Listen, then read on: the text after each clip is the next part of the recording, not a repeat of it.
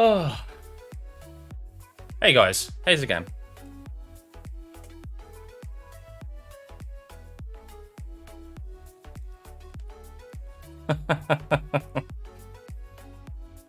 Sorry, just watching the grid walk, guys. Welcome everyone. Martin Brundle getting told off by an Aston Martin person. How's it going, everyone? How's it going? Last race of the year. Last race of the year.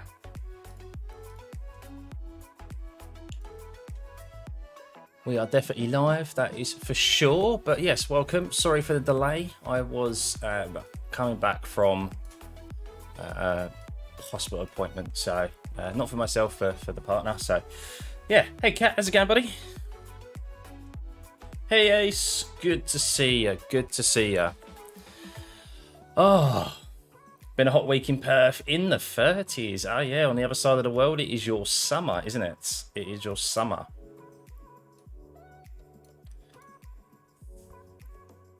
Make sure to come on when I start it up. Oh, good man, good man. Yes, yeah, a little bit delayed, but it seems to be there's no issues with people getting around to the grid from what I can see. So, happy days. Chat should load up on screen very shortly. But yeah, last race of the year. One more, guys, just one more. Then it's over and done with. It does feel like this season's dragged a little bit with kind of not too much to fight for when it comes to the championship. Of course, wrapped up very early with Max and obviously the constructors as well.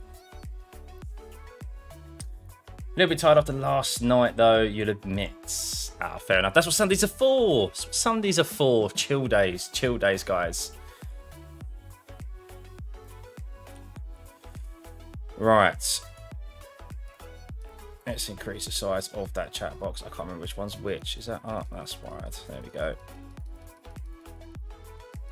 So give it just a couple more minutes and we'll have a look at the strategies for today.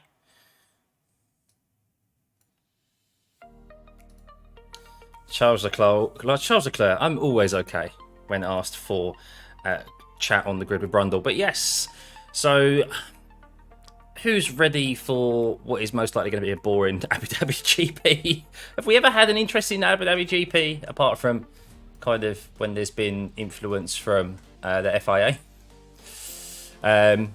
Generally speaking, I can't remember when we've had a interesting Abu Dhabi GP. So we'll see. Maybe they'll prove us wrong today, like Las Vegas did last year. Last race of the year. Yes, looking forward to hibernate for the next 100 days. Is it only 100 days? I suppose that's 3 months, isn't it? Yeah. End of February, isn't it? End of February is when they announce, or mid-February is when they start the car reveals. And then I think first practice is the last week of February. So, McLaren should make it interesting. Well, yes, I kind of overlooked yesterday when I missed it when we was doing the watch-along. I missed that Lando had a big tank slapper out of turn 13 as he enters under the hotel, and he apparently was a 10th up on Max's pole time. So if he didn't have that tank slapper, he would have been on pole position. So Lando and Piastri definitely have the pace this weekend to possibly trouble Max. More so in Lando's hands than Piastri's hands. So hopefully Lando can get past the likes of Russell and Leclerc pretty quickly. Or even Leclerc can get ahead of Verstappen into the first corner and make things interesting behind. Because then Max will be under pressure, I imagine, from those behind him. But yeah, there we go. There we go. Hey, Petrus, good to see you. Roman Fiber was the other exciting race. Shows you how bad this race is. Yeah. Do you know what? I've been a massive advocate for Interlagos being the last race of the year for years. Ever since Abu Dhabi was announced, really. Because have we ever had... Well, the few races ago was a bit poor in regards to Interlagos standards. But generally speaking, when Interlagos has been the last race of the year, when it's been the finale, we haven't had a poor race. And we have very few poor races at Interlagos anyway. Whereas Abu Dhabi is just... I saw someone tweeted, I think it was like, the comparison of before and after Yas Marina was created. They had a blank canvas. It was basically just desert. I saw someone go, they had a blank canvas and they could have created any racetrack in the world and they gave us the Yas Marina circuit. I mean, yeah. It's a shame, really. It's a shame. Saw it on the official highlights. Yeah, he definitely got loose. So if he didn't lose it there, Lando, in qualifying, he would have been on pole position. So hopefully, fingers crossed, something is in the works today and Lando has a good race car underneath him and can take it to Max. Give us some drama for the last race of the year. It's the only thing we kind of really have going for us. Of course, there's the kind of... They try and make it interesting, the fight for P2 with Ferrari and Mercedes. Of course, Hamilton might make up some positions down in P11, although he's struggled this weekend with the car. Carlos Sainz has probably got pace underneath him. So there'll be a few cars unshuffling themselves. I imagine Hulkenberg will fall back, as he has done all year in the Haas. So, yeah. Good old days of Brazil, season-ending race. Yeah, V12s. Vettel. I think Vettel's 2012 was the last time it was the finale. When he had to fight his way back after the first lap incident. So I think that was... I think it was 2012. I can't remember. Or maybe it was sooner than that. Hey, James, good to see ya. Hello, predictions. I'm going to go bold. I'm going to say a Norris win today with Verstappen second and Leclerc third. I mean, George Russell hasn't looked too bad. I mean, if Max wasn't so dominant this year, we'd be in for a very, very interesting race up front with those top five. So, yeah, we'll see. We'll see, guys. Right, let's have a look as a few more of you are joining. Let's do our customary look at the strategy for today. And unfortunately, guys, as we bring this down onto your screen, it doesn't look good for us. It doesn't look good. Last year, Pirelli predicted that it would be a two-stop race. However, it turned out that the quickest strategy was a one-stopper. So that is the case again this year with the medium to hard compound tyre. We may get, of course, if we get safety cars, that throws spanners in the work for, or throws a spanner in the work for, the strategy, of course, where the soft tyre may come into play. But realistically, it's going to be a one-stopper. I hardly doubt many will do the two-stopper. So, yeah, that is that. So let's see what tyre allocations people have. Let's go to that. So, tyre allocations. So, who has what? Unsurprisingly, Max has a very good bunch of tyres available to him. Or actually, everyone has saved 2 new sets of hard compound tyres and a set of mediums. So for once, Max doesn't have an extra set of medium tyres available to him or an extra set of new tyres available than everyone else. Because he's been so dominant, he's been able to have a tyre advantage as well when it comes to strategy. So Sainz down there in 16th has 2 brand new sets of softs, of course not making it through to Q2. Zhou and Bottas as well. Sargent, of course. Sargent's got a good opportunity here today. He seems to have a decent enough car underneath him to make up some positions and definitely to take him up off of the bottom of the standings. He had enough to get out of Q1 yesterday comfortably. However, he had 2 off tracks, which meant his lap times were deleted, so he's starting dead last. So Sargent really needs to prove himself with his last opportunity to make the Williams owners keep him on for another season. But yes, guys, that is it really. No real tyre advantage. So I imagine everyone will be starting on the medium compound, like for like, and then they'll go onto the hards. Leave the option open for a one-stop or two-stop strategy, as Pirelli is suggesting. Hey, Patrick. Hey, Random. Good to see you. Sleep. Welcome, everyone. But we went to Dubai when it was flooded. Yeah, I saw that. Yeah, they had a lot of rain recently. Kind of unprecedented for them. They get it every now and then. So, yeah, welcome, guys. Welcome for the last race of the year. So, yeah, my bold prediction is Norris is going to win this race. Lando is going to win this race. Max is going going to have an issue somewhere. They've gone the whole year. They've gone like the whole 2 years without any mechanical issues. Surely they've got to have something. Maybe Leclerc returns the favour of Verstappen sending it down the inside at Vegas last week. Of course, Verstappen did get a penalty, but maybe Leclerc thinks, I'm going to get you back. Piastri is no slouch either, but Norris is definitely the man who is probably quickest out of those behind Max. Why has my Sky TV coverage just stopped? All because it said there was an update. Piss off.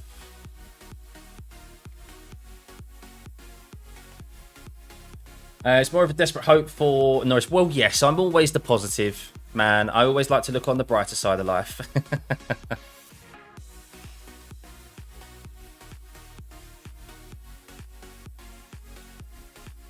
But yeah, it's just a testament to kind of, as we said, the package of Max and Red Bull over the last 2 years. Even when they look like they're struggling, they still put it on pole. So, yeah, we'll see. When is Super Formula back? What, the actual real life series? It won't be till next year now. I think it starts like not too long after the F1 season starts. You predicting a late race safety car? No. We have no Latifi in the race this time, so there'll be no late safety car. No one to cause it anyway. So the race is starting on the hour, so just under 7 minutes, or just over 6, however you like to think about it. But yeah, guys, if you can hit the like button for the last race, the last watch along of the year. What a year it's been. It's been a very long one. But thank you for joining me one last time for this season. I hope it isn't the last time you join me entirely for this year, though. Of course, I'll still be doing my sim racing content. We still have a lot of updates coming on iRacing and some other things I've got in the pipeline as well. We still have K-Mag. The Sim Series Super Formula. Yeah, I may do a stream later on this evening. I'm planning on streaming tomorrow night. So, yeah, still got lots of opportunity. I'm still doing, obviously, my league races. I haven't done an updated video. I need to do, I've got 4 races I need to combine into one video because we're heading into the last race of the season. So, do I think the W14 will be added to iRacing? I'm not very hopeful. No, I'm not very hopeful. We'll see. I think if Mercedes don't add it this year, then I think iRacing will probably pursue another team to get involved. It wouldn't surprise me to see the Red Bull car on there if Mercedes don't do it this year, because Max loves iRacing. He's got a strong affiliation with iRacing, of course, his own esports team. So he would probably push that angle. So that'd be good to see. Plus, it would get the series very populated as well, because it's the best car in F1 at the moment compared to a car that's not. So I was wondering what would you do any GT Enduros?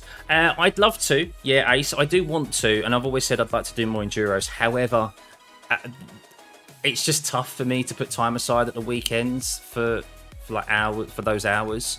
Of course, I have my missus who I do things with at the weekends, and just working full time still and other commitments. I'm not able to really put too much time aside for sit here for 12 hours or a 24-hour race. So that's why I don't do many of them.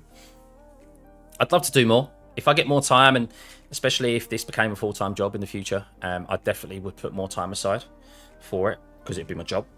But yeah, I do love endurance races. It's just time, unfortunately. So for PC and Mozart R5 wanting a sim racing on iRacing. Any tips for the future to go faster? Don't worry about going fast. Is the number one thing that I would be saying to you. Consistency. Don't worry about going fast from the get-go. Get consistent. Make sure you can get around a track and avoid incidents, and you'll get results just from not crashing and avoiding incidents.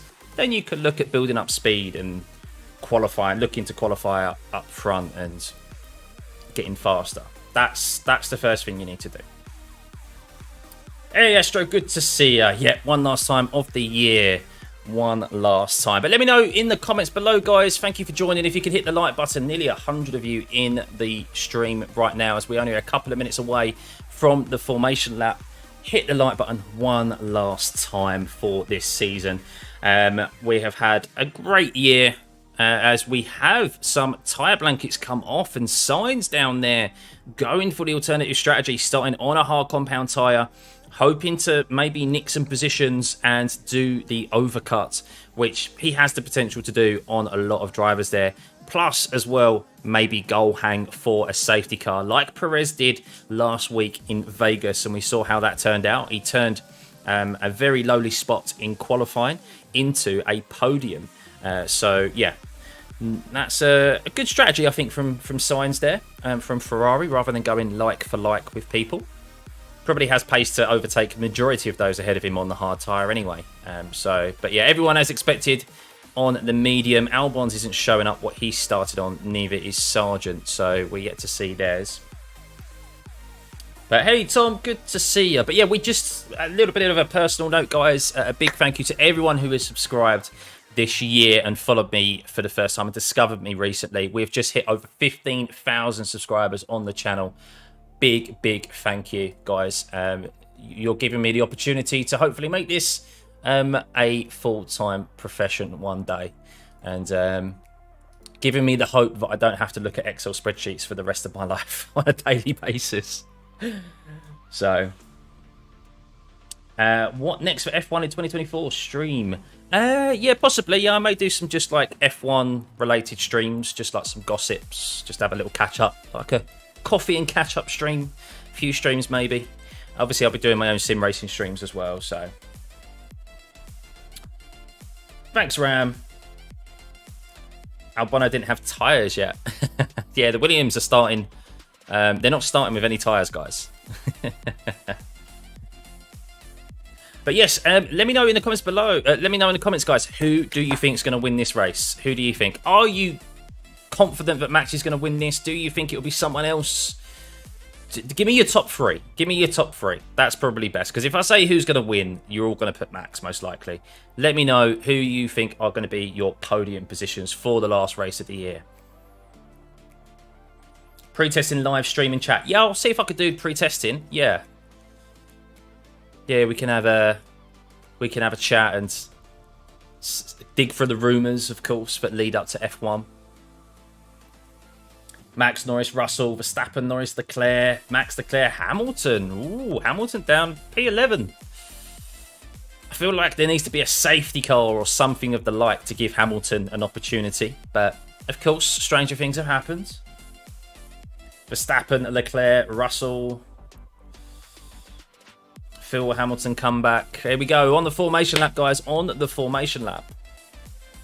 Max, Piastri, and Lewis Hamilton. So a few different, everyone, there's a common factor, of course, Max in P1, and then no one can really pick between who's going to finish behind.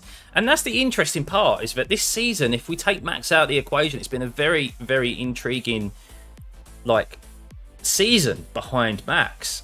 When you look at it, of course, the headlines are always on Max, and the focus is always on who wins the races and who wins the championship.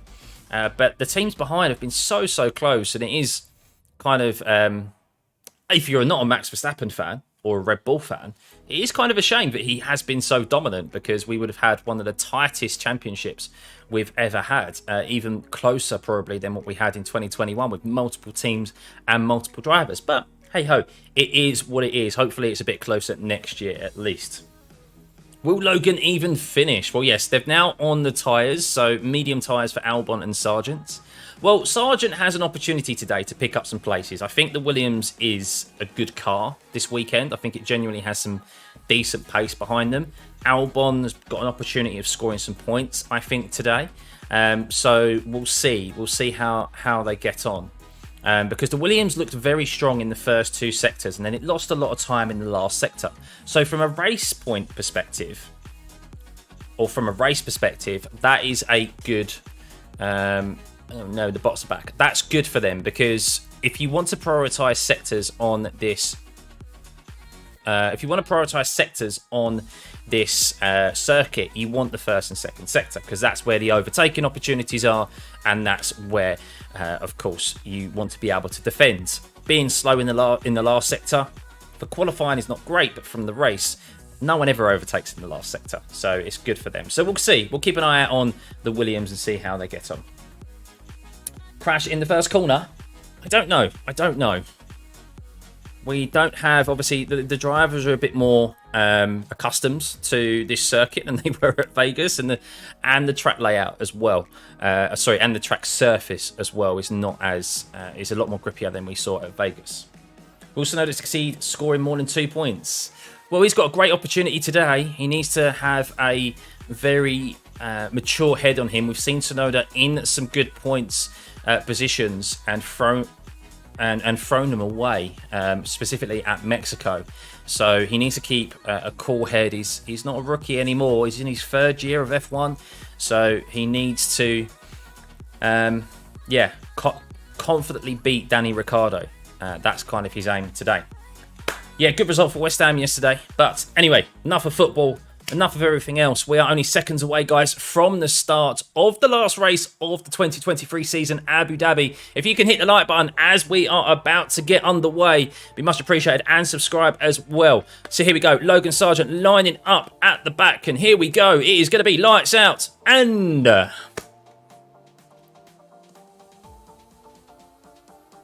away we go for the last time this year, and Max seems to get a good start down into T1.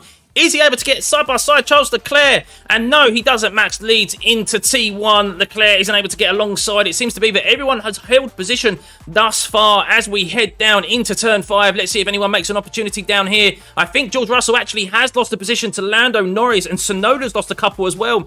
Hamilton with a great start, as Albon has lost 4 positions as well. Hamilton's up 3 into P8, launching past Gasly, Perez and Ocon.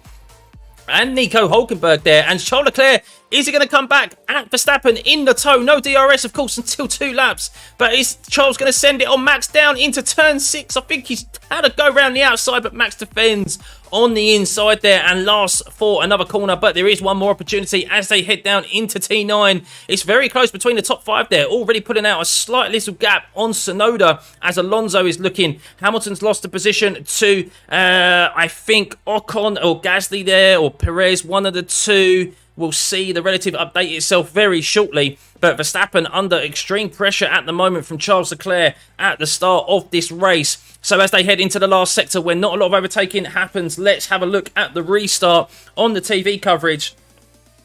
And Charles Leclerc did actually get alongside Verstappen, but was so shallow into the corner that he had to give way to Max, who had more racing room. But a great start from Hamilton there, swooping around the outside of Perez. And that was a great start from the Mercedes driver, who is out of position for qualifying. So Logan Sargent still at the back of this pack, and Verstappen already pulling out over a 1 second gap on Leclerc, who seems to have lost a little bit of time there in the first sector. So we have Verstappen, Leclerc, Piastri, Norris, Russell, Tsunoda, who's regained that position back off Alonso in P6. Charles Leclerc did have a great opportunity of overtaking Verstappen down into turn 6. But here we go. Back down the back straight for the second time. Still no DRS available. So Hamilton did lose a position from Pierre Gasly down into turn 6. But Hamilton's still up 2 positions and Perez down 1. And Logan Sargent is making an overtake on Magnussen at the back of the pack. Is he able to hold on to the position?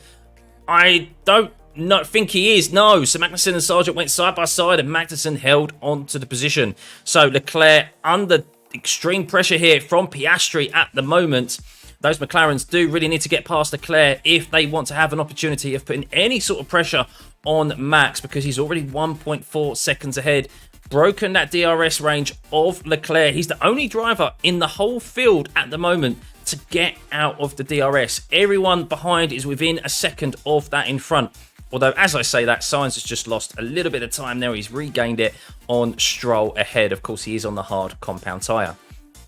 But a 30.7 for Verstappen there. And everyone else behind is on a 31 or higher. So, yes, guys. We'll see if Max is able to pull out this gap on Leclerc. 1.2 seconds behind. DRS will now be activated, though. So it's important that Leclerc can get within that DRS, and he's not got it. Leclerc has not got the DRS of Verstappen. He is, though, in the toe. That could be the saving grace for Leclerc, and I think Verstappen might have gone a little bit deep there into turn 5 as Leclerc made up like 3 attempts.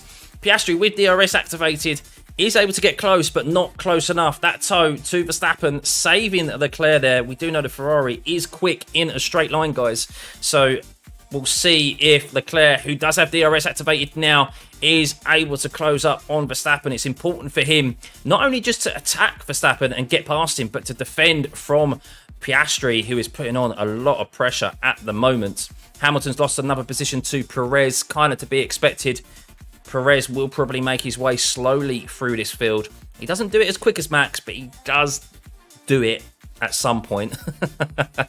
But Norris under a bit of pressure from Russell, more so than his teammate. I'm guessing maybe there's team orders not to push his teammate too hard. And the day, Norris was the one who made the mistake in qualifying, but put him behind his teammate. So 30.4 from Verstappen there, and a 30.5 from Leclerc. A very slow last sector there from Leclerc. 33.7 compared to a 33.1 for Verstappen. So that's the difference of clean air and being in the dirty air there. Ooh, the Max Express is on from lap 0.5. Insert Max Puncher now. What happened to Hulkenberg? Well, Hulkenberg did what he normally does.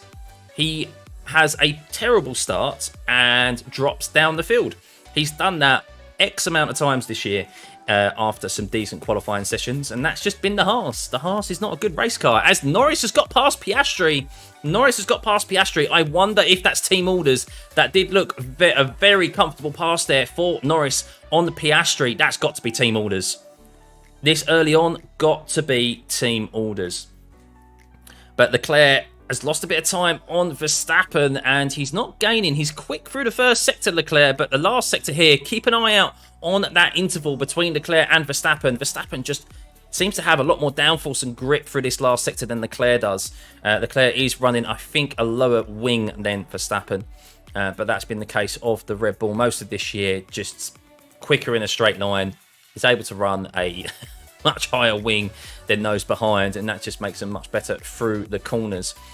But Norris now will be on the attack. And if he could get past Leclerc, Norris, we could see a fight here between Norris and Verstappen, as Norris does a 30.1, the fastest lap of the race. Of course, DRS assisted and with the toe of his teammate.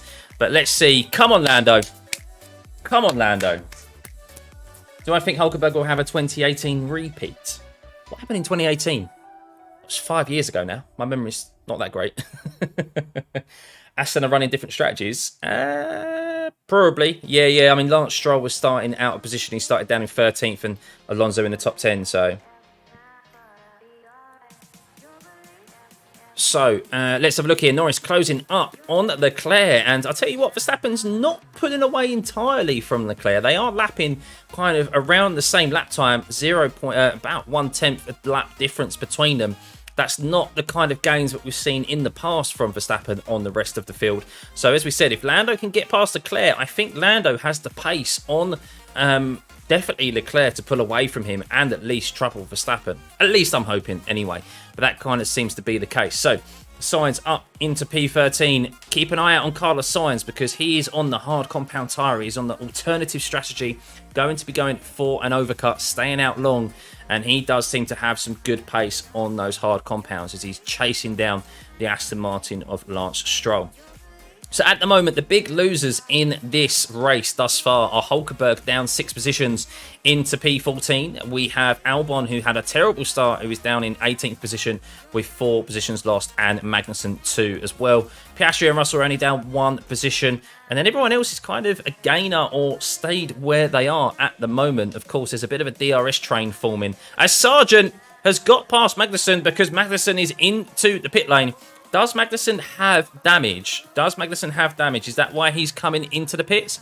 Or is this a decision to do a big undercut here so that he gets some free air?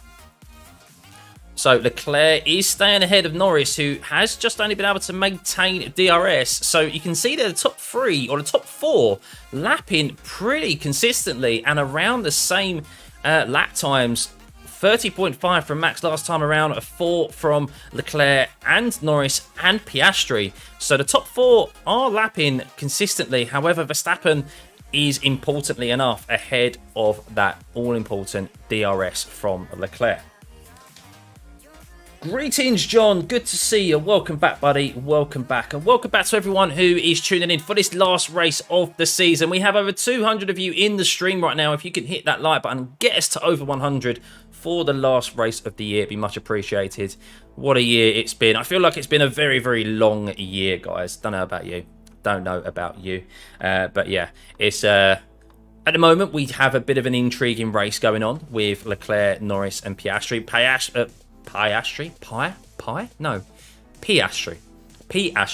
is in P4 and lost the DRS just of Lando. And well, Lando is just staying within the DRS of Leclerc. Leclerc dropped back another 10th back from Verstappen. Norris, with the assistance of DRS, is lapping the same as Max. I'd like to see Norris get ahead of Leclerc and see if he can make up time on Max. That's the interesting factor. How hard are these guys pushing right now? Are they just working to a delta to ensure that they can make a one-stop work? So Magnussen has Magnussen only just come out the pit lane? No, he's already done a lap on those hards. So Magnussen obviously quite far behind, looking to do the undercut.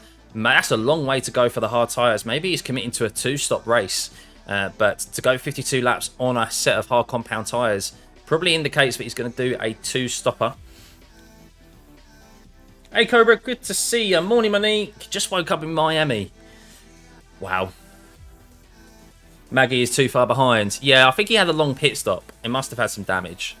I haven't seen it on the TV coverage, or I wasn't paying too much attention, to be completely honest with you guys. But Piastri, so Leclerc, Norris and Piastri dropping out of each other's DRS there, as Russell has done the fastest first sector of anyone thus far.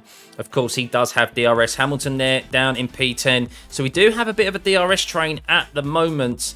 There is an incident being investigated between Guan Yu Zhou and Albon, as Ricciardo has come into the pit. So we are seeing guys come in and pit very early. And let me just bring up my Pirelli strategy. Where has it gone? I think it's gone. I've gone. But the Pirelli strategy, I think that indicates a 2-stop race that they're committing to right now. Let's have a look.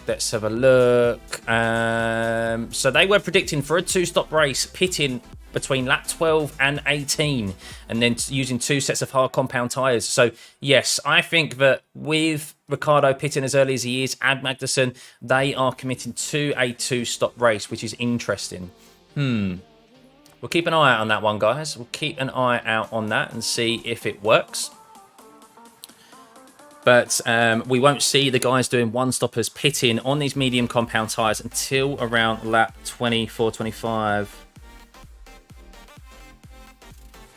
They reckon there was a possible tear-off in the duct of Danny Ricciardo's car, so maybe that's why they decided to pit him early. They saw some overheating in one of the brake ducts, which is why they had to pit him early and remove that. Otherwise, he wouldn't be able to finish the race. But a good lap time there, previously around for Leclerc, but then he's lost a little bit of time again to Verstappen. But I think these front 3 definitely have the pace on the rest of the field. Of course, Piastri still in his rookie year, does seem to struggle a little bit compared to Lando when it comes to tyre management. And that's kind of the one area he's suffered with this year and will need to improve going into next year if he wants to have an opportunity of some race wins. It's all good over a sprint race, but when it comes to the full distance of a GP race, he needs to ensure he can look after those tyres. But at the moment, let's have a rundown, guys. We have Verstappen in P1, 1.5 seconds ahead of Leclerc. Norris in the DRS of Leclerc up 2 positions at the moment.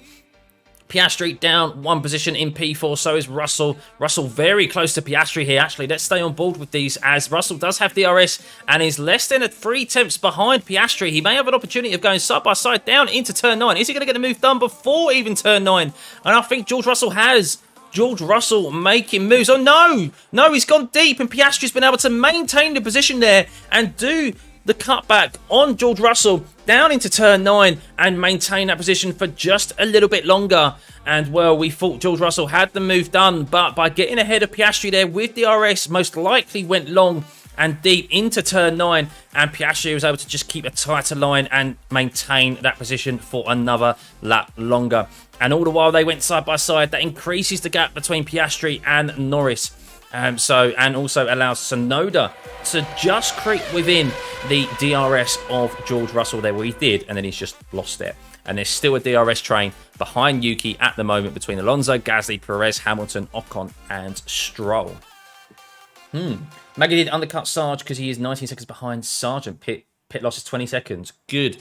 So 20 seconds gap is what we need to keep an eye out for, guys, for anyone who is going to pit, and, of course, gaps in general. And, well, a much better lap there from Leclerc than Verstappen. Verstappen, 30.6 compared to Leclerc's 30.4. So that's allowed Leclerc to close up the gap a little bit. And Max isn't pulling away here as much as we would have expected to see. So, yeah, so Oscar Piastri there, nicely defended against George Russell. Nice and easy. So here we go again. Is George Russell going to have a move on Piastri down into T9? I don't think he's close enough. And he's not. Oh, definitely thinking about it. He's definitely on the rear wing of Piastri. Can smell those exhaust fumes coming off of the McLaren. And all the while, this is just building the gap to Norris, who is now 1.9 seconds ahead of his teammate. And, well, Lando has dropped back a little bit from Leclerc. Maybe there's a bit of management going on here at this stage of the race, just to cool the car. Abu Dhabi is a hot track. I mean, it is cooler at this time of night.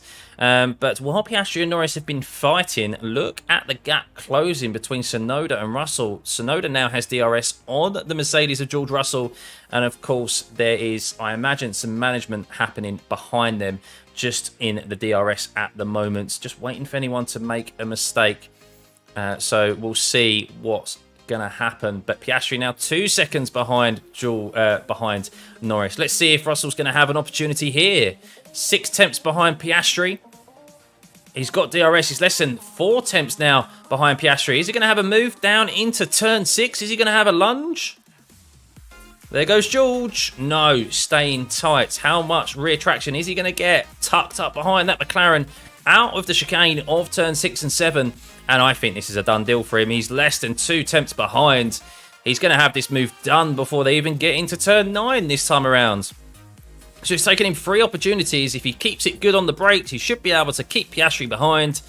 And he does. So third time's a charm, guys. George Russell makes the move on Piastri down into turn 9, and he can now have a look forward and go at Norris. And, well, Alonso is all over the back of Tsunoda as well. You can't even see his icon there as they head through the stadium section. So I think Piastri may be struggling with his tyres. How much is he taking out of his tyres, having to defend from Russell there? He could be susceptible to an attack now from Tsunoda, as he's also lost the DRS of Russell in front. So I think Piastri is struggling already with his tyres, only 12 laps into this race, as George, well, he's pulled out a 1.3 second gap on Piastri. So Norris needs to be careful now, because Russell is no slouch, it seems, in race trim this afternoon. Danny Rick fastest lap. Yes, he did, yeah. Perez waiting for lap 58 to pass Gasly.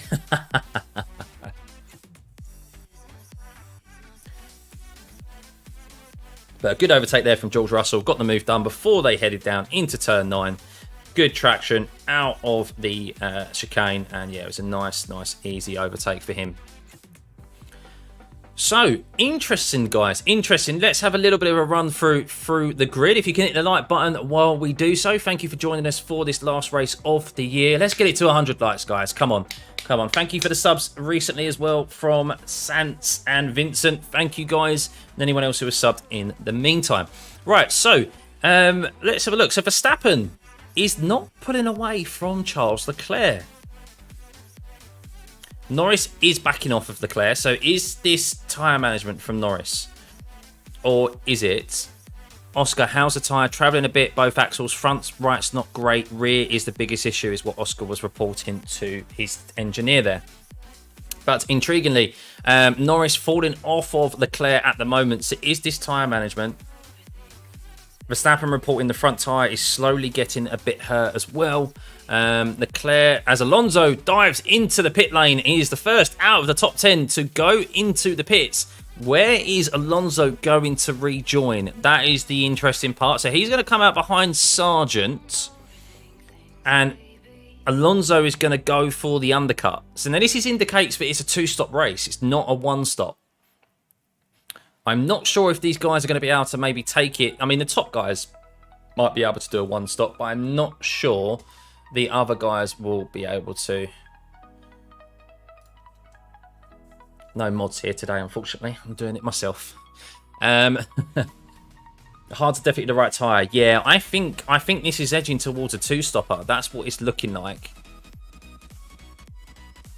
I mean, Danny Ricciardo's doing 30.0s on a set of hards at the moment. Obviously, they're a lot newer than the mediums. But Lando did a 31.1 last time around compared to Russell's 30.9. So I think the McLarens might be struggling a bit. Hang on.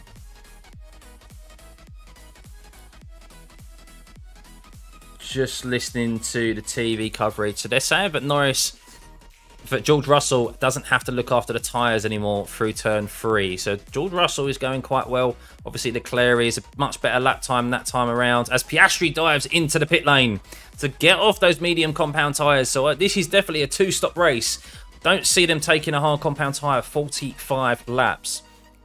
Of course, Pirelli said that a one-stop race would be them pitting off the medium tyre at around lap 24, I think it was, 23 to 28. So, yeah, at the moment, as Alonso goes quickest in the last sector on a brand new set of hard compound tyres, so much so that he's going to do the undercut on Piastri here. They're going to come out side by side as they head through turn 2.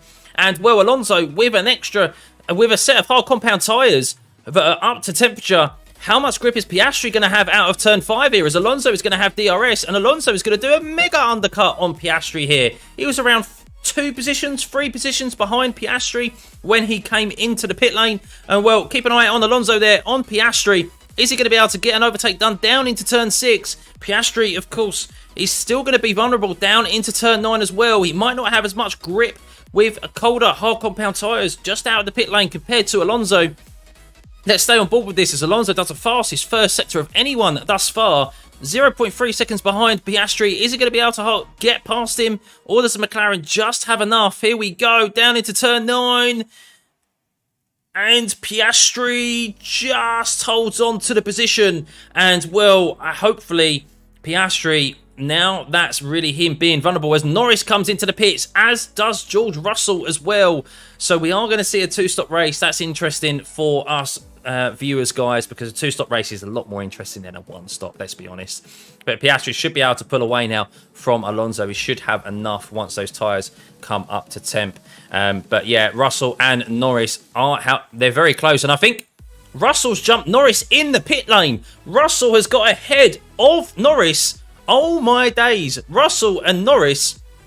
Piastri is going to get Piastri going to get the undercut on Norris? No, but he comes out very close to his teammate. But Mercedes, guys, miracles do happen. Mercedes have actually done a decent pit stop and got out ahead of another car in the pit lane. When did we last see that from Mercedes? When did we last see that?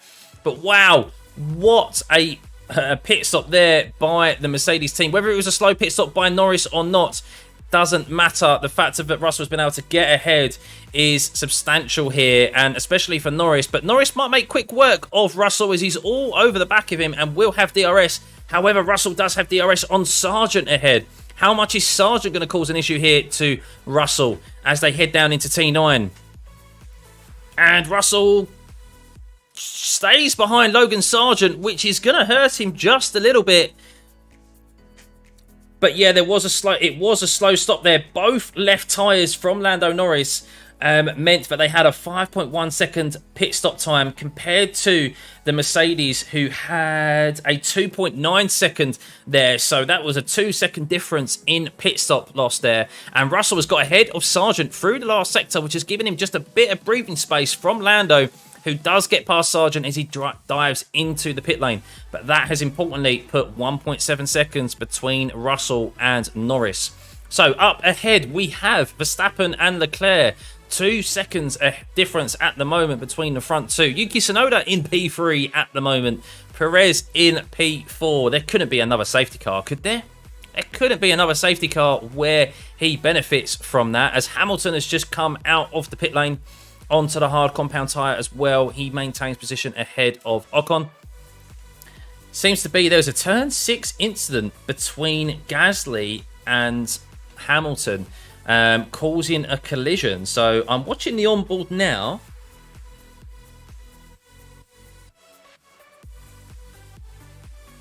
Just watching it now, and Hamilton says he had a bit of damage to his front wing as Gasly locked up ahead of him. I'm waiting to see the replay of this. Okay, just watching the replay now. It's down into turn 6.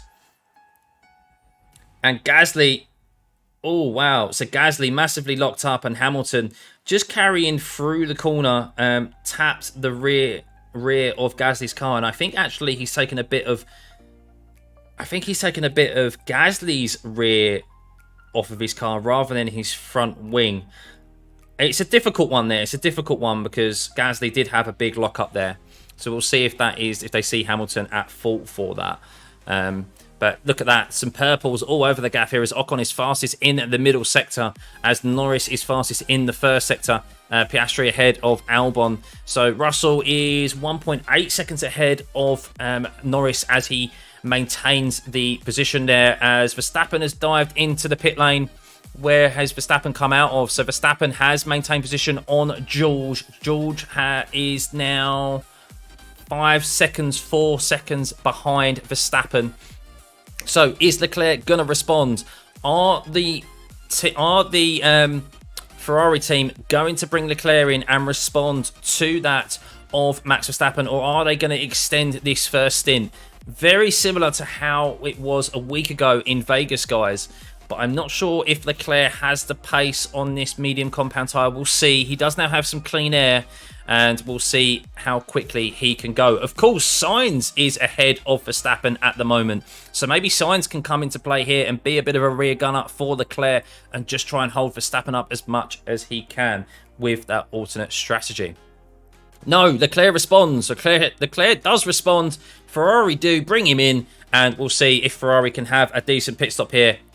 Come on, Ferrari. Does seem to be the case as Perez also comes into the pits, and Gasly too. Good job, Leclerc. I don't think Leclerc, to remember, Leclerc was 2.2 seconds behind Verstappen there. So I think Verstappen may have gained some time here. The undercut, pitting first, did seem to be the better option. And it seems to be that that gap between Leclerc and Verstappen now has gone out to 3.4 seconds. So maybe Ferrari missed a trick. Maybe Ferrari missed a trick by not bringing him in earlier. Of course, Sainz is there, though. Sainz is there. He is on 18-lap old hard compound tyres, though. How much can he hold up Verstappen, who is on fresh rubber? We'll see. Probably not a lot. But George Russell trying to get past Bottas and get quickly onto the back of Leclerc. George Russell definitely has some pace here today, guys. 30.0 from him last time around. And he does get past Bottas, and he is already on the back of Leclerc. So we'll see if George can take it to Leclerc, and maybe he's the one to trouble Max today. Or maybe Max does have this completely in control and in hand. We need some Perez-like defending from you, Sainz. It might not be for a championship, but it is for an important win in the last race of the season. Come on, Sainz. Would be a showstopper if Yuki got himself up on a podium. Yeah, well, I don't think it'll happen. But yeah, Yuki Tsunoda, for the first time in his career, is leading a Grand Prix. Well done. Round of applause. Round of applause for Yuki Tsunoda. He's the only driver out there still on the medium compound tyre. George Russell is flying, by the way, guys. A 29.5 that time around from him. George Russell is flying. However, Leclerc did have the fastest last sector there compared to George. Look at that, 33.5 compared to a 32.7 from Leclerc in that last sector. So that just shows how much difference there is being in the dirty air and having clean air in that last sector. But Verstappen's getting past Carlos Sainz easily down into turn 6. No question there for Carlos Sainz on Max Verstappen. Just so much more grip out of turn 5 for Verstappen on the fresh, hard compound tyres compared to Sainz, who is on 19 lap old tyres or 18 old lap tyres. Hey Kabir, welcome buddy. I am watching this via multi-viewer and I have Sky coverage beside me as well for supports. So, reckon someone crashed the TV. Well, there's my prediction gone wrong, guys. The Williams aren't good. I thought the Williams actually had a decent pace here this weekend, but obviously not. So, but up front. So Verstappen is 4 seconds ahead of, well, no, 3 seconds, 3.45 seconds ahead of Leclerc at the moment. Leclerc is putting away from George Russell. So George Russell had 30.3 last time around compared to Leclerc's 29.9. Lando is in the high 29s at the moment as well. 29.3 from Perez there, out on the fresh set of hard compound tyres. Hamilton, compared to that, he just did a 29.9, so 6 tenths slower than that of Perez. Doesn't have the pace of the front runners today, or this weekend in general, to be honest with you. But Leclerc did a 29.9 compared to Verstappen's 29.3. So we'll see what he can do. See if he can, obviously, he'll get past of his teammate Sainz, who is on an alternative strategy. But we are 20 laps into this 58-lap race. Not halfway through just yet. But it's turned out to be an interesting one. I thought Max would absolutely breeze off into the distance, but Leclerc is kind of staying with. So is Russell, so is Norris. It'd be interesting if there is a safety car to bunch this field up, because then that would really spice things up. Tsunoda's having fun for sure. Yeah, why not? Keep him out there. Lance Stroll doing all right. Up 11 positions into P2 again. Of course, he has to pit. But yeah, the big losers at the moment. Hulkenberg down into 16th position. Wow. After starting 8th. The Haas is just terrible. A terrible race car. Absolutely terrible race car. But Tsunoda first, Stroll second, net P1 is Verstappen, of course, with Sainz in 4th, yet to pit. Leclerc in P5, who will most doubtedly be let past his teammates as they head down the back straight here. Lando closing up the gap on Norris once again, slightly quicker. He's only 4 tenths off of DRS of Russell. Piastri has maintained that position ahead of Alonso. Important for him to stay ahead of Alonso out of the pit lane there. If he lost that position, it would have been quite difficult for him. As Perez is flying a 29.1 last time around, and he's past Bottas, and he'll be chasing down Alonso. Leclerc did get past Carlos Sainz. Carlos Sainz surely isn't going to have a go back at Leclerc. No, he's not. He's sensible and stays behind Leclerc. And Leclerc is now 3.7 seconds behind Lance Stroll, who has been overtaken by Verstappen. Stroll has gotten better in the past 2 races. Well, Stroll was very fortunate that he avoided all the incidents into turn 1 at Vegas. He did have a decent finish. He does have all the brand new parts on the Aston Martin, though, compared to Alonso. So Alonso is still running an old spec car, I believe.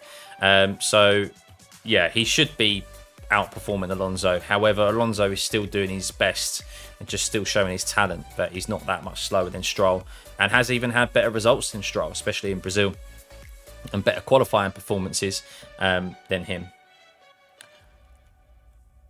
Will Andretti replace Haas? No. Haas will stay in, I think, and then Andretti will be added. In what world did they keep Yuki out there in the hope of a safety car and let Yuki pit? Yeah, probably. Try and commit to the one-stopper. He will probably be the only driver who can do a one-stop. Stroll should be able to, maybe. Bottas, Carlos Sainz. Yeah, I think Pirelli did say, guys, Pirelli were predicting that if you were to go for the one stop, it would be lap 20 to lap 26 that you would pit off of the medium compound. Whereas everyone else is mostly pitted around, well, a good 5, 6, 7 laps before that, which indicates to me they're going for maybe a two-stopper. Because I think there's quite a bit of deg on the tyres. Bottas under attack by Danny Ricciardo there, with Hamilton close behind.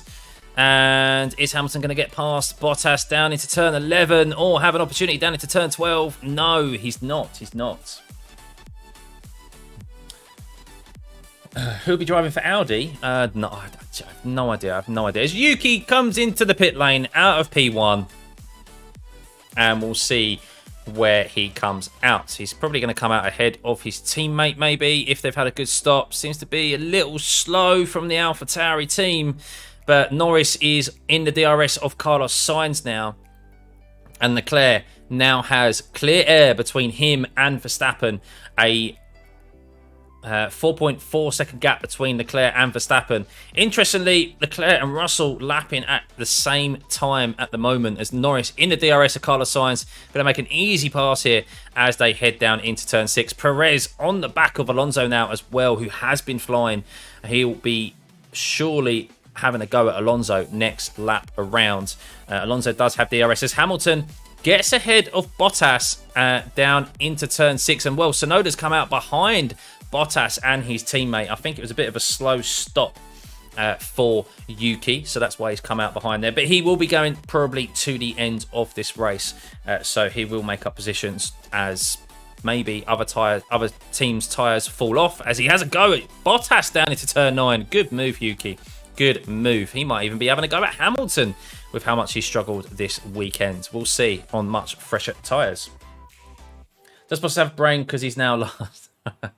He's not last. Magnussen's last. Verstappen, lap time deleted at turn 1 at 29.6, 29.8 from Leclerc. George Russell, a 29.6 from him. So George Russell seems to be putting in some decent lap times as Sainz comes into the pit lane. Sainz definitely committing to a two-stop because surely he can't take a medium tyre 35 laps to the end of this race. We'll see what he goes on to. If he goes on to a set of hards, he will be doing a two-stop race, I assume. Let's keep an eye out on what tyre compound he's coming out on. And he's on another set of hards, so he is committing to a two-stop race. I still think this is a two-stop race for everyone out there. Unless you pitted lap 20 or pitted within the last 2 laps, I don't think you can get those tyres to the end. I think there's a bit more deg than they expected. As Perez very close behind Alonso now, but I think he's lost a little bit of grip out of turn 7, and well, he's not going to have an opportunity or the pace difference with Alonso in the tow of Piastri and with DRS to have a go at Alonso down into turn 9. So Perez stays behind Alonso just another lap longer. Of course, those two are probably fed up with each other after the last couple of races with Brazil and Vegas.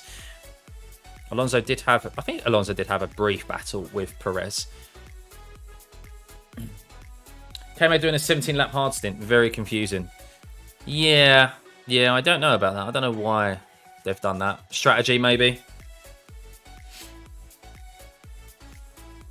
Well, it's got to be due to strategy, but I don't know the logic behind that. Obviously, there's a reason for it. I don't think it'd be damage. He's kind of been on his own. Alonso not doing well. He's on 13 lap old hards in P6. He's definitely going to have to pit again. So let's see. Alonso definitely under attack here from Perez. If Perez gets good traction, and I think Perez is definitely going to have an opportunity on Alonso here down into turn 6. He is a lot closer. 4 tenths, 1 tenth. And he's got the move done before they head even into turn 6. Almost maybe Alonso lifted off there to ensure that he could optimise his exit into turn 6. Does Alonso have a go back at Perez though? But Perez, being close behind Piastri, still maintains DRS. And that's not going to allow Alonso to have a go back at Perez and regain his position. But I imagine Perez will be on the back of Piastri and make short work of the McLaren too. And well, Perez is doing a very good job. But once again, Perez, in arguably the most dominant car in F1 history, is just out of position too many times in qualifying and having to do these recovery drives. So we kind of should expect to see him up there, up front with Max and Leclerc, at least with minimum podium positions, and he does make it hard work for himself. Hamilton has got past Ricciardo. Hamilton has got past Ricciardo, so Hamilton up into P8 now, doing a good job. We'll see what he can do in clean air lap time wise. A 29.3 from Hamilton there, so that was actually faster than Verstappen last time around, and Leclerc and George Russell. Maybe that was DRS assisted, I don't know. Maybe, I think that might have been the lap he got past Ricciardo. So we'll see what he could do in clean air this time around. But Hamilton going quite nicely there as he's up in P8. But yeah, Perez on Piastri, not close enough this time around as they head into turn 6. Keep an eye out on that battle. But Russell was closed up on Leclerc. He's only 1.3 seconds behind. Leclerc is dropping back from Verstappen. 5.5 second difference now. So really, if there's no safety car, Verstappen has this in control and will be winning this race for the 19th time this year. So yeah, wow. Stroll overtook Bottas and will probably do to Ocon again. Yeah, AlphaTauri P9, you love to see it at their last race. Yes, until they become racing balls. Racing balls. So Lewis also has a slightly damaged front left wing as well. And the end plate on the front left is slightly on the wonk. A 29.2 from Verstappen last time around. Very quick lap time from him. Stroll fastest in the middle sector with a 37.6. But Russell 29. So 29.6 last time around for Leclerc and a 29.5 from Russell. Hamilton there did a 29.899, so pretty much a 29.9. And wow, Stroll in the 28s. Good lap time from him. A little bit of DRS assistance, but Stroll most likely going to the end. Oh no, so Stroll isn't going to go to the end of this race. He's going to be committing to a 2-stop as he has used 2 hard compound tyres. I still think these guys, I still think Max, Leclerc, Russell, Norris, Piastri, I still think they're going to have to pit again. Not sure they're going to be able to take these tyres to the end. I could be wrong. I've been wrong a number of times this year, but... None of that, Eden. None of that. Please. You may have your opinions on Max. They may not be favourable. But, yeah, we don't want any of that in the chat, please. On any driver. Ooh, Toto Wolff coming onto the radio and giving Lewis a bit of G up. Fastest car on track right now. Well, that was before Lance Stroll set the fastest lap. So that's basically Lewis, get a fucking move on. No conspiracy theory today. I'm out of conspiracy theories at the moment.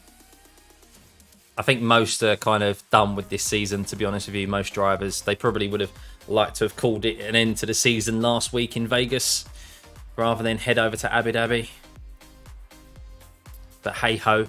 So George Russell, 29.4. Leclerc getting a bit of a move on there.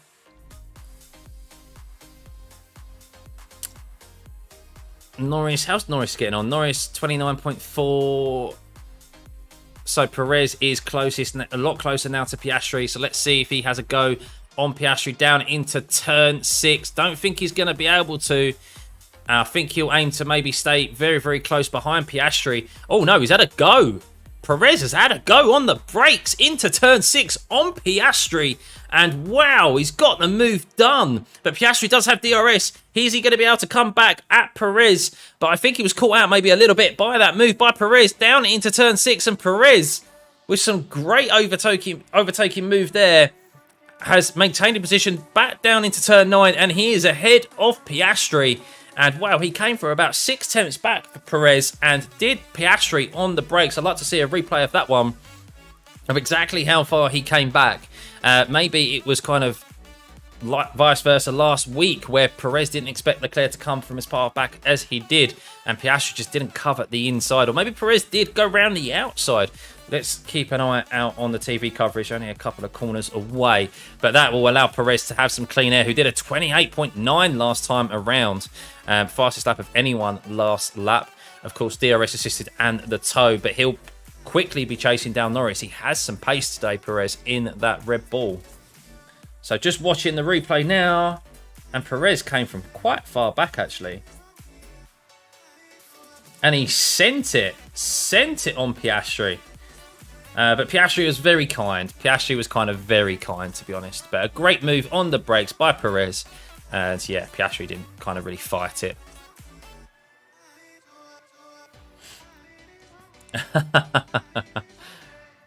Oh, Hamilton's in P8. Yeah, I mean, if there's a safety car, it could throw a spanner in the works. We need regulation change like 21. No. The best thing for everyone is that the regulations stay as they are. Little tweaks here and there, but that's where you get dominant performances or a dominant team emerge like this, because when you change the regulation set so often, one team always gets it right. One team always gets it right and is ahead, whether it be Red Bull previously, whether it be Mercedes, whether it be Red Bull now, whether it be Ferrari in the Schumacher era, or the Williams team, or McLaren. Throughout history of F1, whenever there's been a new regulation set, one team always gets it right.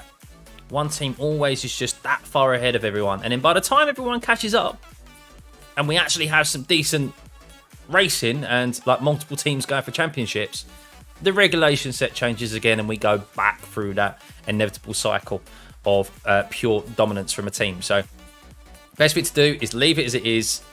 I do almost feel like, I think Red Bull have hit a ceiling. I mean, surely they can't get any quicker than they are.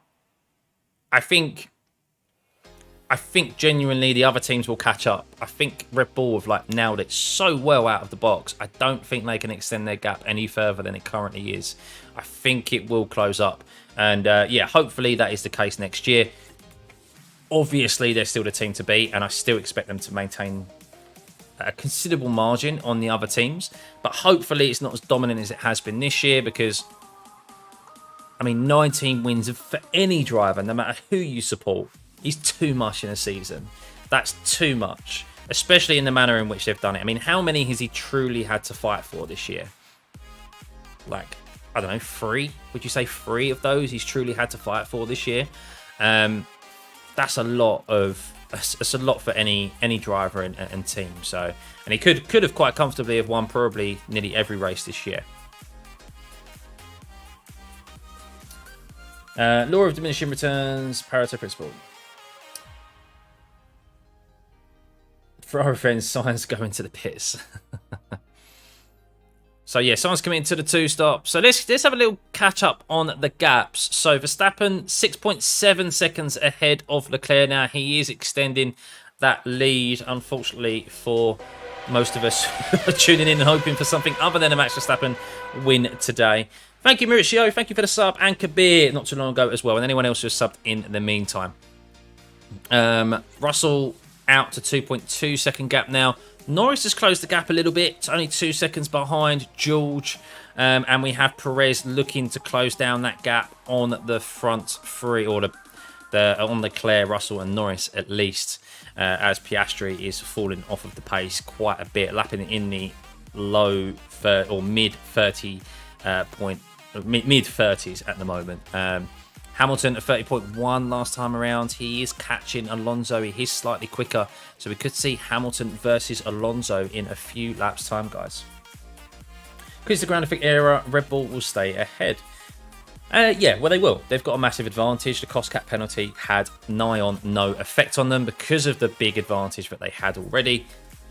I still think a ballast penalty would have been more beneficial, and would have been a fairer penalty than the lack of wind tunnel time. That's an immediate penalty rather than a penalty that may or may not penalise them, if you know what I mean. I feel like it's a bit of a cop-out of a penalty, especially when you have such a large advantage anyway. Whereas a ballast penalty would be an immediate reduction in speed and performance. But hey-ho, it is what it is. You can't change it now. And yeah, hopefully the other teams have got to catch up because Red Bull have done a great job. You can't deny that. Turning into how much can Max win by race? Yeah. Yeah, 29-1 last time around compared to 29-5 from Leclerc, a 29-4 from Russell. He's comfortably 3 tenths quicker than anyone else out there at the moment. Red Bull running away with the championship. Best penalty would be to force Latifi as a co-driver. That still wouldn't stop Max from winning though, would it? So Danny Ricciardo has come into the pits. So he is now onto his hard compound tyre that will see him to the end of this race. He is at the back of the grid. So he's done 24 laps on those hards. So I suspect to see other drivers come in around that time as well when they get their tyres to that point. As Max does a 29-1, fastest in the last sector there. 29.8 from Leclerc and a 29.6 from Russell. So Norris falling back a little bit. I really thought Norris had the pace here this weekend to maybe trouble Max, but as we have been so often this season, hopeful, and it just falls to the wayside when it comes to the actual race. Who's faster in tonight's race, Russell or Leclerc? They both just seem to be on kind of similar-ish pace at the moment. I think Leclerc's probably into maybe a managing phase of this race. We'll see.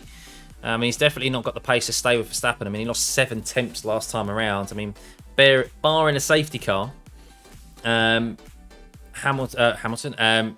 Leclerc isn't going to have an opportunity to overtake Max or a mechanical issue, which we have not seen Red Bull have in 2 years since the start of last year when they had the engine failures at Bahrain and was it Saudi or something? But I still suspect to see a fight for the podium. I still think Leclerc and Russell will have a fight before this race is out. I don't see them taking these hard compound tyres to the end. I think this is a multiple stop race. We're seeing the guys. Gasly's pitted again. We've seen Danny Ricciardo pit again already. So I imagine Alonso will be in the pit soon. His 21 lap old tyres. There's so much experience and he got Kakani struggling to pass Piastri. Behave. The McLaren is much quicker than the Aston Martin. As Norris comes into the pits, so that is my confirmation that it is a 2-stop race. And as we know from the first round of pit stops, the undercut was powerful. The undercut was very powerful. So we'll see if this plays out for Norris. Where is he going to fall out and come in between? Is he going to come out ahead of Sainz? Comfortably. He's going to come out ahead of Sainz comfortably. Is he going to come out ahead of Ocon, though?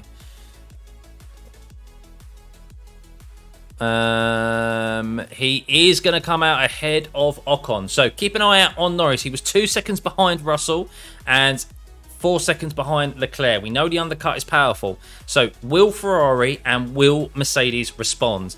Let's see. 25 laps on a set of hard compound tyres to the end of this race. Is that too many? Is there going to be too much fall off of the tyre when it comes to those last few laps for Lando? Even if he does do the undercut on Leclerc and Russell, as Russell has got that gap. Seems like Russell's making a push now.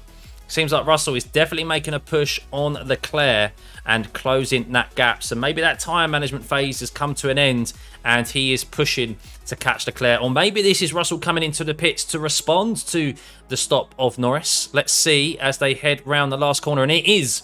Russell is responding to Norris's pit stop.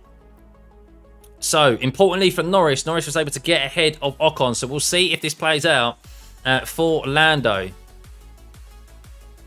Now, the question is, will Ferrari respond? Because Ferrari could be potentially losing 2 positions here to Russell and Lando. So Russell coming to the end of the pit lane, going under the tunnel as Norris heads down the main straight. Of course, we know it's quite tight and twisty and slow through that tunnel. And Russell has come out just ahead of Lando. But you can see Lando is a lot closer to Russell than he was last time around because the undercut is that much powerful. So much so that it's chucked him into the DRS. So a good call there from the McLaren team in regards to closing that gap on Lando, with him setting a fastest last sector and a fastest first sector. Now, importantly for Russell, he might be able to sneak DRS from Stroll in front, and that could be his saving grace to hold off Norris as he waits for his tyres to become up to temperature. And he does. He does. Russell sneaks DRS from Stroll as they headed.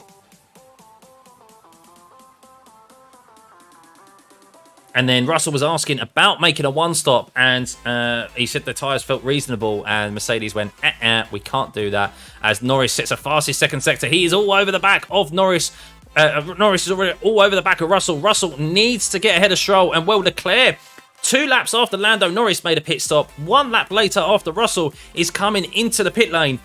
This is going to be tight, guys, but Stroll could be the saving grace here for the Ferrari of Charles Leclerc, because he has held up both George Russell and Lando Norris as they head round the last corner. And I think Ferrari have got away with one here by keeping Leclerc out for 1 lap longer.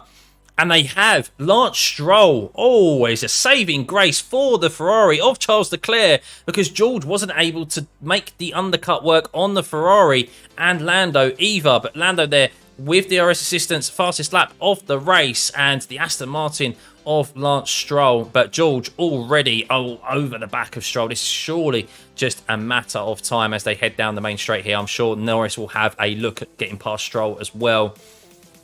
We'll see. And, well, Russell, look at that, already closing the gap on Leclerc as they head into the braking zone of turn 6. And we have a fight on our hands for P2. It's a shame it's not for the win. It's a shame it's not for the win, because Max is just so comfortable at the moment out front. He has had an 8 or 9 second lead by the time Leclerc came into the pit lane there. And he's still continuing on.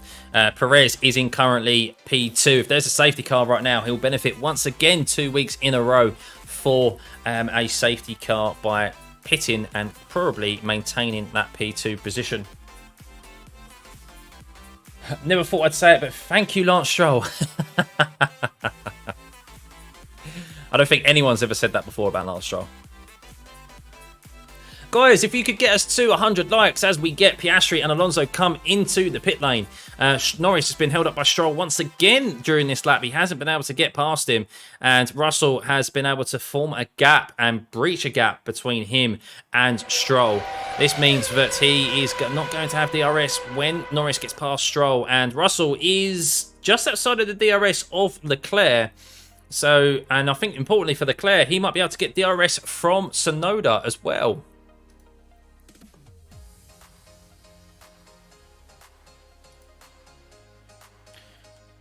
Bloody bots, guys, bloody bots. But yes, if you could get the stream to over... Max saying, you can box Checo ahead of me if you want. Yeah, if you can hit the like button, guys, and get us to over 100 likes, it'd be much appreciated. Last watch along of the year, guys. Last watch along of the year. So Norris has now got ahead of Stroll. Could Tsunoda be helping the George Russell here? We'll see, because Russell, I mean, he's not able to close that gap on Tsunoda and get that DRS. But we could see a real good fight here between Leclerc, Russell and Norris in the closing stages of this race. 20 laps remaining when they cross the start-finish line. Or 21 laps, actually, sorry. Because Verstappen is obviously that far ahead. So let's have a little rundown of the positions further down the grid. So we have Hamilton on Alonso. It seems like Hamilton has got ahead of Alonso at the moment, I think, through the pit stops. So a good black and white flag for Albon, track limits. Oh, interesting. But Hamilton Alonso, we have an interesting fight there down in P11. So we have Verstappen, Perez, Tsunoda back up into P3, probably doing the one stop. So this is for position with Leclerc and Russell. We'll see if Leclerc is able to get past Tsunoda as they head down into turn 6. You imagine the Ferrari has got the pace. And is he able to hold on to the brakes? He is, and George is very close behind as well. I'm sure Tsunoda could be losing 2 positions here as they head down into T9. We'll see, but I think he's just got a good bit of traction there on the exit of turn 7, and George will have to wait for just another lap unless Tsunoda decides to have a go at Leclerc. No, he doesn't. He doesn't. So yes, Tsunoda up into P4, Russell in P5, and Norris in 6th. Stroll is up 6 positions in P7 with another pit stop to make. Ocon in P8 at the moment. It probably won't be long until he makes a pit stop as well. Carlos Sainz is up 7 positions with another pit stop to make in P9. Piastri is down 7 positions at this moment in time in P10. He's on a fresh set of hards, just made his pit stop and will be running to the end. Same as Alonso in P11, who has now just got past Hamilton. So a good fight happening between the old teammates there of Lewis and Alonso. Alonso reporting he has the slowest car on the straight as well. Albon in 13th and Sargent in 14th. And then we have Ricciardo in 15th, Gasly 16th with a little bit of damage from the contact with Hamilton. Hulkenberg down 9 positions, the biggest loser today in 17th. Bottas 18th, Magnussen 19th, and Zhou in 20th. So, yes, keep an eye on the battle between Hamilton and Alonso. Well, I say that Russell is making short work here of Tsunoda as they head down into turn 6, making light work of it just like Leclerc did. But he is 1.5 seconds back from Charles Leclerc. And I tell you what, he needs to be a little bit careful here, Russell. The Mercedes isn't the quickest in a straight line, and he could be under threat here from Tsunoda as they head down into T9. Is Tsunoda going to have an opportunity? Is he going to send it on George? No. Stays behind and holds position. And Piastri, well, he is under attack. He's flying at the moment on a brand new set of hards. Just out of the pit lane, fastest lap of the race. He's got ahead of Carlos Sainz, and Ocon is close behind Sainz as well. Both Ocon and Sainz with probably another stop to make. Hamilton falling outside of the DRS of Alonso, so Hamilton's not... Oh, Hamilton is saying Alonso brake tested him. And they're showing a replay of it. Oh, and I'll tell you what, Alonso did. Alonso definitely braked considerably earlier than he needed to. And that was sneaky to obviously try and back Hamilton up and ruin his exit out of turn 5. Obviously with Hamilton having the DRS. So sneaky tactics there from Alonso. We know he's a wiry old fox. We saw it at Interlagos with the different lines. And Hamilton, there has been an incident involving car number 14, Alonso and Hamilton, driving erratically. So that is being investigated down into turn 4. So Hamilton did have a point. Of course, brake testing in this car, guys, even the slightest touch of the brake throttle, these guys, the closing speeds are so quick that you can tell in an instant whether they have brake tested or applied the brake in a kind of an erratic manner, shall we say. Max Solar's uncontested victories are meaningless. Well, they're not meaningless, but it's not very exciting for us as a viewer, and it's also not exciting for them as drivers. We've seen, of course, Max make plenty of comments this year in regards to how he's bored of F1 and he won't stay in F1 for so many years, etc., etc. That's because it's boring when he races like this. You want to fight, you want to challenge. So we'll see. Could I do football watch-alongs as well? I don't have the time to do football watch-alongs. The missus wouldn't be too happy.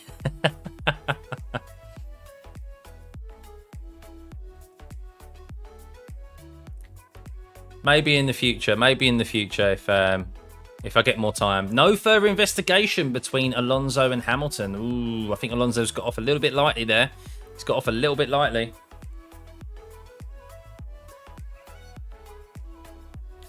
Not gonna lie, it looks like Verstappen is last. Well, in an alternate reality.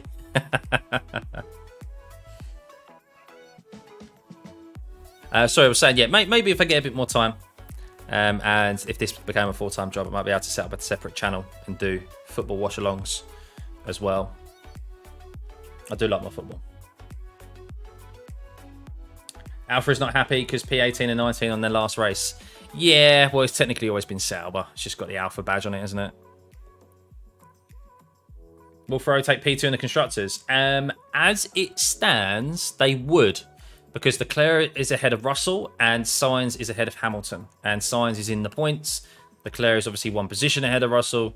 and Hamilton is down outside of the points. Yes, you can't show any footage, Sleeper, because of copyright. You'll get taken down instantly from YouTube, and you'll end up without a YouTube channel. So don't want to do that. So this is the next best thing that I can provide you guys is, of course, track map, the timings, and do you know what? I actually watch races more through this now, and I enjoy them more through the data and the track map because I get a whole overview of what's happening rather than watching the TV coverage, because there's only so much that they can show on the TV coverage, whereas when it comes to the track map, you get a whole picture. But Lando Norris has overtaken Tsunoda there. He's up into P5, and he is... I don't think Lando's struggling here. Lando's not got the pace what I thought he would have, as Tsunoda's having to think about coming back at him and doesn't quite have enough. But where's Perez at the moment? So Perez still yet to pit, and so is Verstappen. So are they gonna try and go to the end? Oh, Perez! Oh no! As I say that, Perez comes into the pits. I thought, is Perez gonna stay to the end? But let's keep an eye out and see where Perez comes out. How close is he going to come out here? He's got an opportunity at a podium because Leclerc and Russell are in the podium positions. I think Norris is going to come out ahead of him, and so is Tsunoda. We know Tsunoda won't put up too much of a fight against Perez, but Norris, Russell and Leclerc most definitely will. I prefer my commentary and track map over Sky commentary. Oh, I appreciate it. Thank you.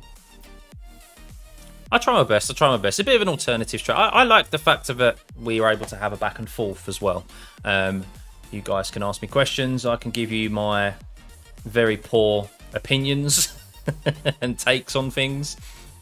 So, yeah, Sky, obviously, you have to try and be as neutral as possible. Of course, they're a bit more biased towards British drivers because they're a British company and they're British broadcasters. I think people call them out for their biasness when they're supposed to be unbiased, but I think if you go, anyone needs to just go and watch any other form of commentary in any other country. I mean, Ziggo Sports is so biased to max, understandably. So are the Italian commentators, so are the Brazilian commentators for any Brazilian drivers. There are French commentators, like they're all biased, they're massively biased. For some reason, it's only in Britain where we get called out for being biased, and it's like, well, go and listen to any other commentary, any other work. Oh, pit stop infringement between Hamilton for some reason. Why is that being noted now? Why is that now only being noted lap 44? That's very odd. Ziggo, oh, does it no longer do the commentary in Northern Ireland? Ah, okay. But yeah, everyone has a bit of biasness. Of course they do. It's only natural, we're only human. There's always drivers and teams that we prefer and that we have stronger affiliations with when we grow up. But yeah, ultimately, you want to see good racing. Do you think Perez finishes on the podium? He's got a good opportunity. Yeah, I think he could. He's got 10 lap younger tyres than everyone else ahead of him. So I think Perez has a very... I mean, he's definitely going to get past Norris. Can he catch Russell? I mean, if I'm Russell now and Mercedes, I think you're probably gearing up to have a defence from Perez. So we'll see. I think Perez, yeah, has got a great opportunity here to possibly even get P2.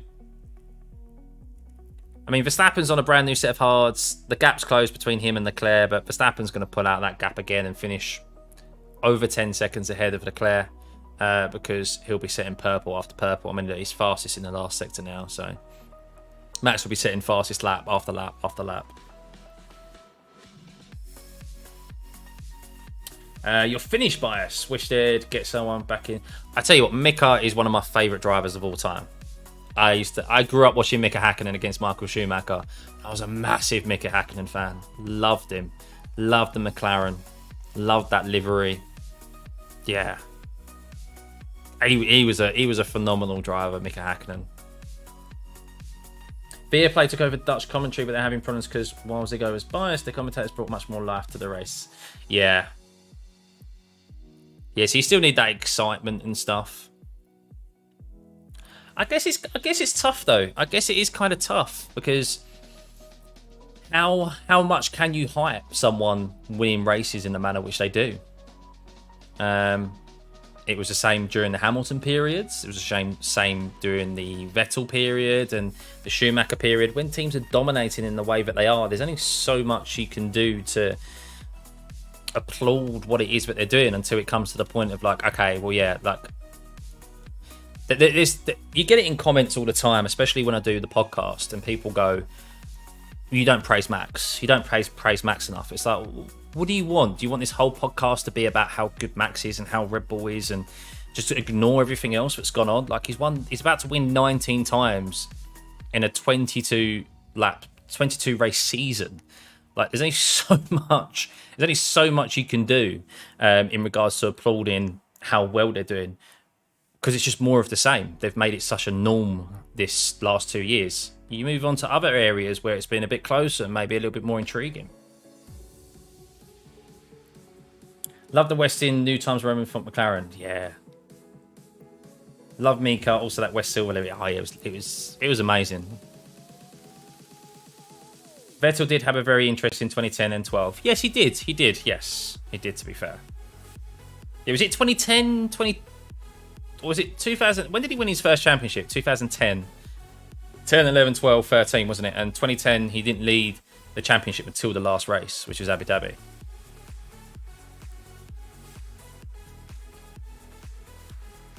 Red Bull, Vettel, or Verstappen?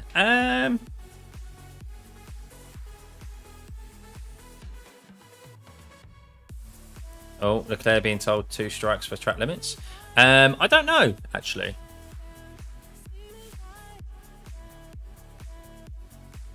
I don't know. I remember not liking Vettel when he was winning everything. I was always more of a Mark Webber fan than a Sebastian Vettel fan. And I really wanted to see Mark Webber win rather than Sebastian. But I don't know. I don't have a preference over either. It's 2 different eras, to be honest. It's very interesting to see if LH is not winning, Brits are complaining about races not being interesting enough. Apparently it's not about winning anymore. Oh, come on, Alex. Come on. You can't sit there. You can't sit there as even a Max fan and sit here that this is like an interesting race. Or that Max winning out front is interesting. Like by 20 odd seconds, 30 odd seconds. I don't care if it's Lewis winning with this sort of margin. There's plenty of times during when Lewis was dominant but there were boring races and I was bored of F1. Like, we want intrigue for wins for the championship. I say this in all sports. I don't want any team to dominate and to win every single race, or knowing that when they go out onto a football pitch or they go out onto a tennis court or whatever sport it may be, that they're just going to win. Like, no, that's not... That I can appreciate the level of performance that teams are able to achieve and like what Red Bull have done. However, like, come on. Like, we want, as racing fans, we have preferences of who we support and who we want to win, but we want to see excitement. We want to see will-to-will battles. We want to see... I mean, how good was 2021, regardless of who you supported? Whether you had you didn't support Max or Lewis, how good of a season was that?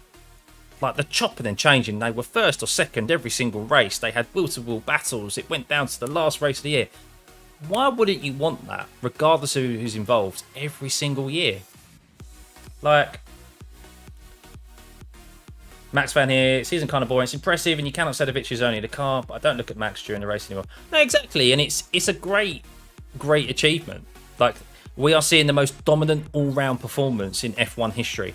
Red Bull, oh my God, Perez and Norris banged wheels, and that's why Norris is still just ahead of Perez. But Perez is going to have a go back at Norris here, down into turn 6. Only a matter of time. This is helping George. And this time around, Perez has held on to the position. But is Lando going to come back at him? Probably not. Doesn't have the grip. Or maybe he does. Here we go. DRS open. And Lando going to have a go on Perez down into turn 9. Oh, we're definitely side by side, and he does. Lando makes a lunge down into turn 9. He's able to hold to the position, but Perez with the extra grip maintains that position on Lando through turn 9. And some good side wheel-to-wheel action there from Perez and Norris. I can't remember where I was going. But yeah, we see it. That's it. All-round package. We are seeing the most dominant all-round performance in F1 history. Because yes, Max has been brilliant, and all the focus is on him and the car. However, that car has had no mechanical issues in all year. The pit stops have been faultless. The strategy has been faultless, and there's nowhere for any team whatsoever to make up any time on them. Like, you might be able to think, okay, well, we can make up some time in the pit stops. Nope. Okay, we can maybe out-strategize them. Nope. They have been at such a high level of performance. Like, this season as a whole will be looked back on by future generations of F1 employees and teams of how to run a team, and how, as much as I don't like Christian Horner and Helmut Marko, but credit where it's due, they have set up an unbelievable team performance, headed by a great driver. And you can't, if you're as an F1 fan, regardless of who you support, you can't deny that. But I still don't like seeing Max win or any driver win 19 races in a season. And potentially win even more, and and win it in 20 odd seconds, 30 odd seconds, as they did earlier on in the year. So, but yeah, it's not that, Eden, it's any driver, because the argument was still the same for when Lewis was winning races through his dominant period. People were saying it's boring. Lewis wins every race. It's boring. Lewis didn't win every race. I think at most during his Mercedes career, he won 13 races, and then I think it was normally 9 or 10 races. So there was at least like a fair divvying out of other wins. There were some boring seasons, don't get me wrong, because it was mainly Mercedes winning a lot of the races. But generally speaking, like, the same perception was still the case of when Lewis was winning. The same for Vettel. The same for Michael Schumacher. I mean, Michael Schumacher era was boring. Like, it was. He's looked back as obviously as one of the greatest of all time, arguably the greatest of all time. But he could line up 20th on the grid, 18th on the grid, and end up lapping the whole field. Like, I think people forget that. People forget those eras. People have very short memories. So I know it won't happen soon, but I want Norris to win. He'll win soon. He will. He will. It's about the battles and the duels, so we just look at the pack. It's still great stuff. Yeah, it is, yeah. However, everyone's mind always goes to the win. We all go to the win. So Lewis didn't win every race, but it felt like it. And yes, same for Schumacher. Exactly. Exactly. And I think that's what's been massively different about this year and last year, but more so this year, is that one driver has won over 75% of the races. Like, that's obscene. That's obscene. 5-second time penalty for Perez, causing a collision. Perez has a 5-second time penalty, guys. So Perez will not be getting that podium position with 8 laps remaining. I don't think he's got the pace to catch and overtake, or maybe he does have the pace to catch and overtake Russell, but he has a 5-second time penalty, so he needs to bridge a 5-second gap on George Russell if he is to get a podium position. And well, he needs to overtake him. He needs to get a 3-second gap to Russell, overtake him, so he needs to make up 8 seconds in 8 laps. Does he have enough? I'm not so sure, but oh dear, Perez, oh dear. Goats have that effect on the game. They obviously get known for being above the rest, but they're usually so far above the rest that competition becomes trivial. Yeah, true. Lewis only failed to win 5 races in 2020, out of which he didn't take part in Sakir. Yeah, not forgotten about that era. I've been following F1 since the mid-70s. Yeah. Oh my god, long ass radio from Leclerc. By the way, Farragher P2 Sainz overtakes Lewis. Oh yeah, where are we at the moment? So Lewis, Sainz needs to get Hamilton. So I wonder if Hamilton will just go, just go down the gears and let Sainz overtake him, because extra wind tunnel time for Mercedes next year rather than Ferrari.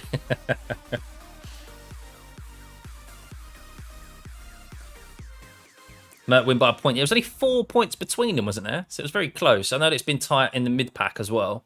I don't know what that is, but... But yes, overall, as a fan of F1, want to see closer competition. And I think that's the case for any sport. You want to see closer competition. You look at tennis, dominant periods of tennis. You look at the matches that like they have. Like some of the classics, like that's what we look fondly on and remember. We don't necessarily remember the big dominant wins because people become bored of it. We respect it, but we don't. It's the battles and the titanic battles that we have, and the titanic like football matches and stuff like that. That's what we look back on rather than just say the pure dominance.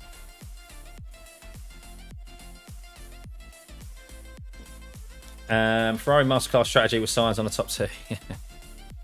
So Hamilton seems to be going quite well. He's setting greens at the moment, 28.5. Hamilton, Verstappen casually nearly a second quicker per lap than Leclerc at the moment, and George Russell.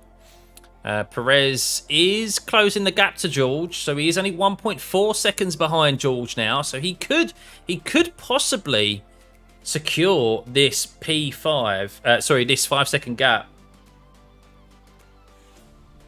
So, can I just... I don't want to bring back up Abu Dhabi 2021. But I would just like to say to you guys that... if you thought Max's move down into turn 1 at the end of in the first lap, so down into turn 6, where Lewis had to back out and then he maintained the position, people went, well, that's fine, that's a legal move. Perez has just been penalised for that exact move because Norris turned in and there was contact. If Lewis didn't back out, that's exactly what would have happened. So I'm just putting that out there, guys. I just want you to go and have a look at that afterwards. Same here with V8 Supercars. As a Ford fan, I hated hold up on in every race. Yeah, I mean, look, I'm not a Red Bull fan. If you're new to this channel, if you're not new to this channel, you'll know that I'm not a Red Bull fan. But if you're new to this channel, guys, Red Bull and Max aren't my favourites. Okay, I am primarily a British fan. I support Lewis, as you can see from the helmet and the poster. Lewis, Lando, George Russell, and Alex Albon, even though he races under the Thai flag, and Piastri, because I like McLaren. They've like been my team. I also like Williams. I want Williams to do really well, also. But I also am not that fussed if Red Bull win. I get over it very quickly. What I want, though, is a challenge. I want them to at least have a close fight and have battles for race wins and for championships. I don't want to see any team dominate or any driver. I'd like them to have that battle. At least something that goes down to like the second last race or the last race of the year, something like that. Because it makes it interesting as a viewer. So...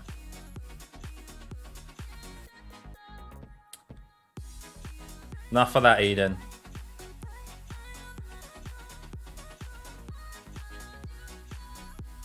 Not having a fit about 2021. No, I was making a reference back to it because there is an incident that was similar. But you're respectful and that makes a difference. Makes you go, thank you. Yeah, I try to be. Have a bit of friendly banter as well, just like we do in football with other teams. Right, so George Russell, track limits at turn 1. So let's also, sorry, in all of that talking, Perez has dusted Russell. And yeah, he's probably going to make up this 5 second gap. So he could get a podium here. There's only 4 laps remaining. George lost the DRS already. There's an 8 lap tyre delta here with Perez and Russell. And Perez is 1 second a lap quicker. So the only thing that might be a bit of saving grace is that if Perez does catch Leclerc, Leclerc might hold up Perez, but George can stay within that 5-second gap. So keep an eye out on that interval, guys. I'm intrigued that Norris and Piastri wasn't able to really have the race pace today. I thought Norris would have had the race pace to deal with Russell and Leclerc quite comfortably, and maybe trouble Max, but no, they've fallen off. They have fallen off. 13-second gap now between Verstappen and Leclerc. Pit stop. Yeah, I don't know what this pit stop infringement is. I don't know. Hamilton's being investigated after the race as well. Verstappen, Sargent and Zhou will be. I haven't heard on Sky what this infringement is. So we'll see. Maybe it's going over the lines. Maybe it's going too... I mean, I can't imagine anything going too slowly. Why would they go too slow? I don't have a Scooby what that is about, to be honest with you guys. British domination.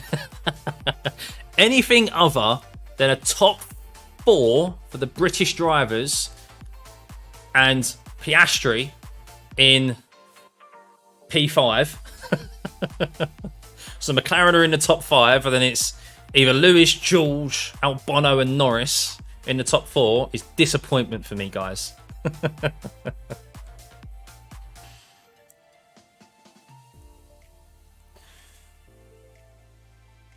Oh, thank you, Matt. Yeah, we do try. And of course, my terrible opinions that I have here. I've said to you guys, if I one day, you see me on TV one day, and I'm not giving unbiased opinions, look, they're paying me. There's a lot of zeros on the end of that check, okay? On that paycheck. Just know that, okay? Everyone has a price. As I said, have you seen the economy these days? Have you seen how much it costs for the price of a house? Just saying. Right. Perez up 6 positions, so he is 2.4 seconds ahead of Russell now. And, well, is he going to be able to have enough 2 laps remaining? It's quite a lot. It does look like Mercedes are going to get P2 in the Constructors. Hamilton's flying at the moment at 28.5. He's on the back of Tsunoda. Could be able to overtake Tsunoda before this race is over and done with. Is this Lewis's worst race at this track? I can't remember how he was in the W13 last year. It's probably his worst one in a while since last year. Sainz coming into the pit lane but he's going to be outside. The thing is, it doesn't matter. I mean, well, he has to do 2-stop. He has to do a 2-stop, doesn't he? He's on hard compounds, but he's outside of the points now. Sainz, unfortunately, they should have pitted him earlier. Hamilton DNF last year. Oh, okay. I forgot about that. See, I don't remember any Abu Dhabi races. Can you remember any Abu Dhabi races? Of course, 2021, we all remember that for obvious reasons. But beyond that, like, there was the year they had double points, I think it was. I remember Nico Rosberg winning. I think I remember Vettel's race. Everything else in between, I can't remember. Well, that's like 3 races out of 12 we've had now, 10, something like that. Can't remember. 13. 2016, yeah, Nico's race, Vettel's race where he won the championship, and then obviously 21. Other than that, they've all been boring. Give us Interlagos back, guys. Give us Interlagos. Interlagos is such a good circuit for the last race of the year. Like we haven't had a poor finale there.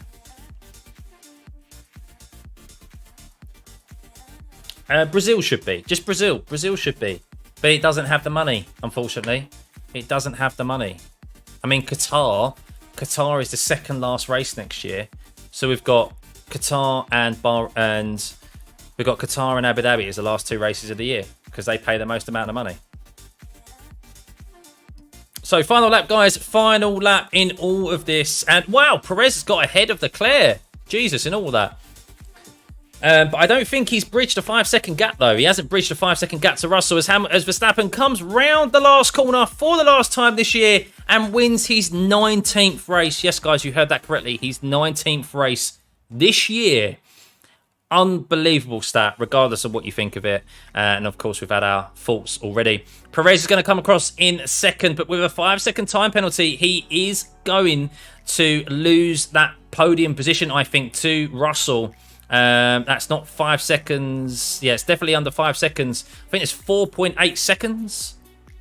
4.3 seconds between Perez and Russell there. Norris comes in P5. He will maintain P5. Perez will only lose 2 positions. Piastri in P6. We have Alonso finishing in P7 with Tsunoda holding on to that position. A points finish to end his season, doing the one-stop ahead of the Mercedes of Lewis Hamilton. Stroll sneaking into a points finish there, just holding off a charging Danny Ricciardo, who is up 4 positions. A good race for Daniel Ricciardo there.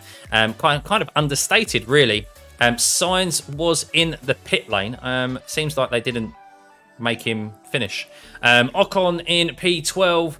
Gasly with damage in P13. Albon in 14th. And then Hulkenberg is going to come across the line in 16th. Sargent, no doubt, in 17th. Zhou in 18th. And then Magnussen. Where's Bottas?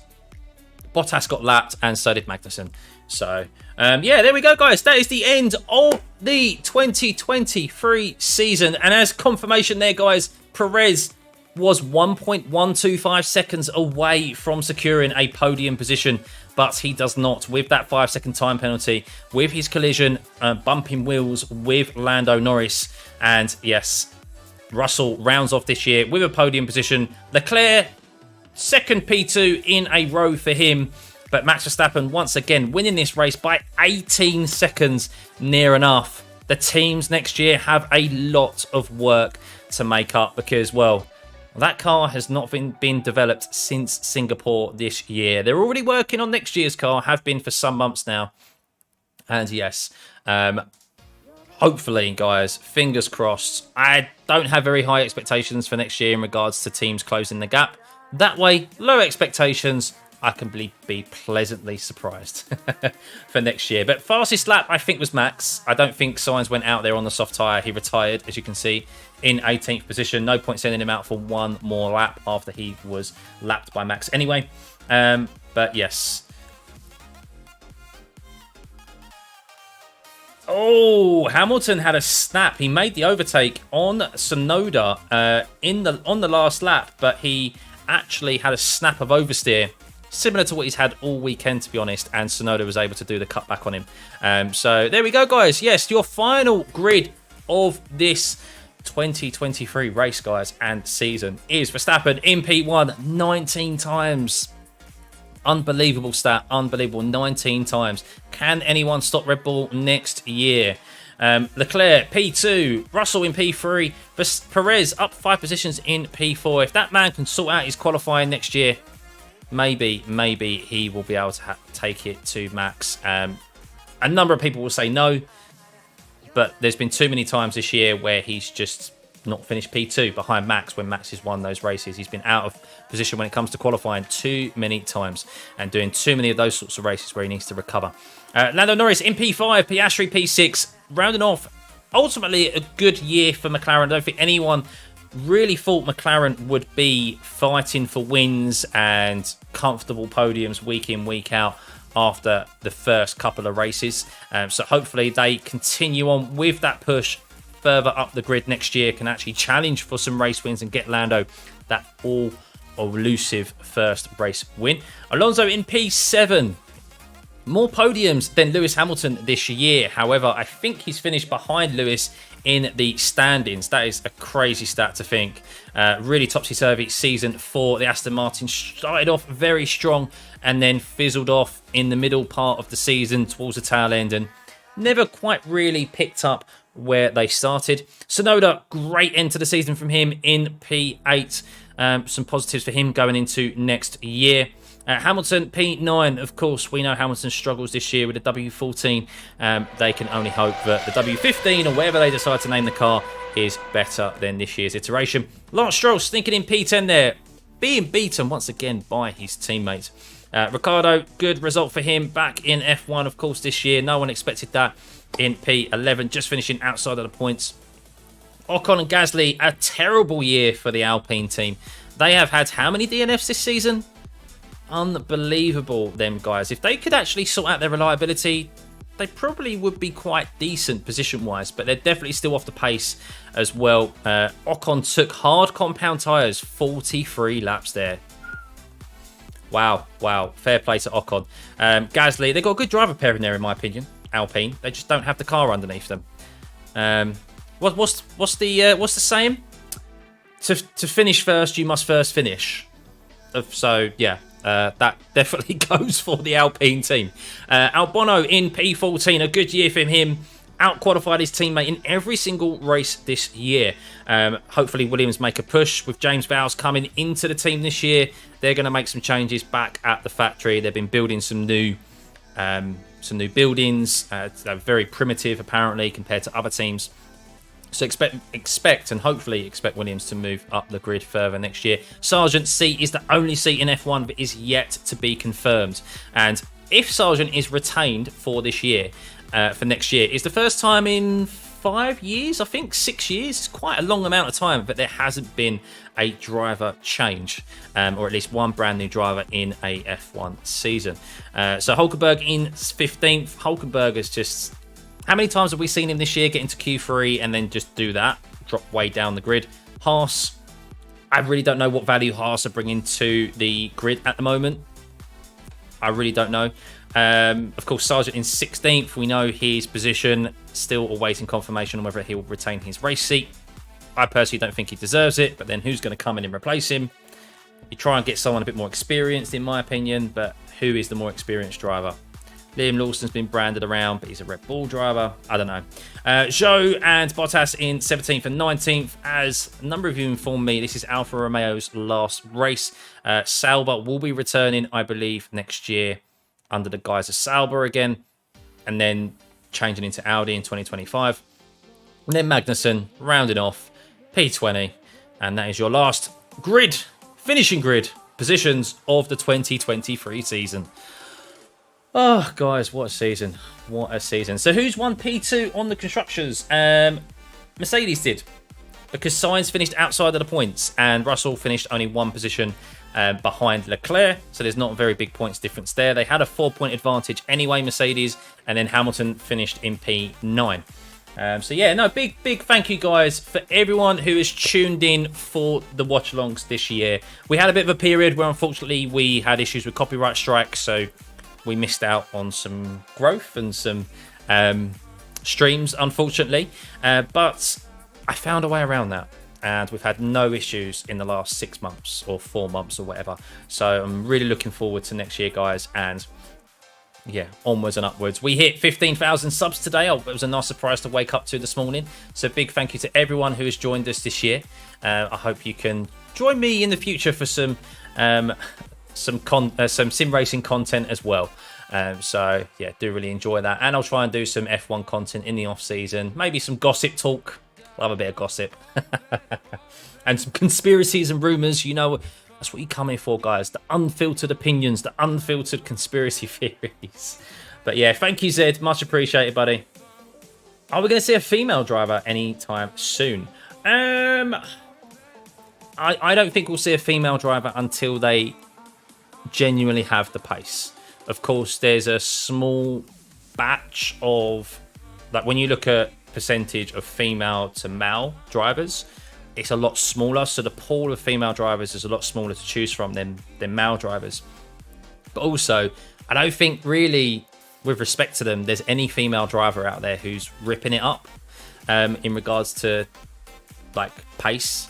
The timing, the lap times don't lie, and I think regardless of your background, regardless of colour, regardless of gender, it all comes down to lap time. Of course, the money as well. We all know the money is a big factor. However, if there is someone tearing up the timing sheets, beating everyone around them, and that's really the selling point for any team, regardless of their background and gender. So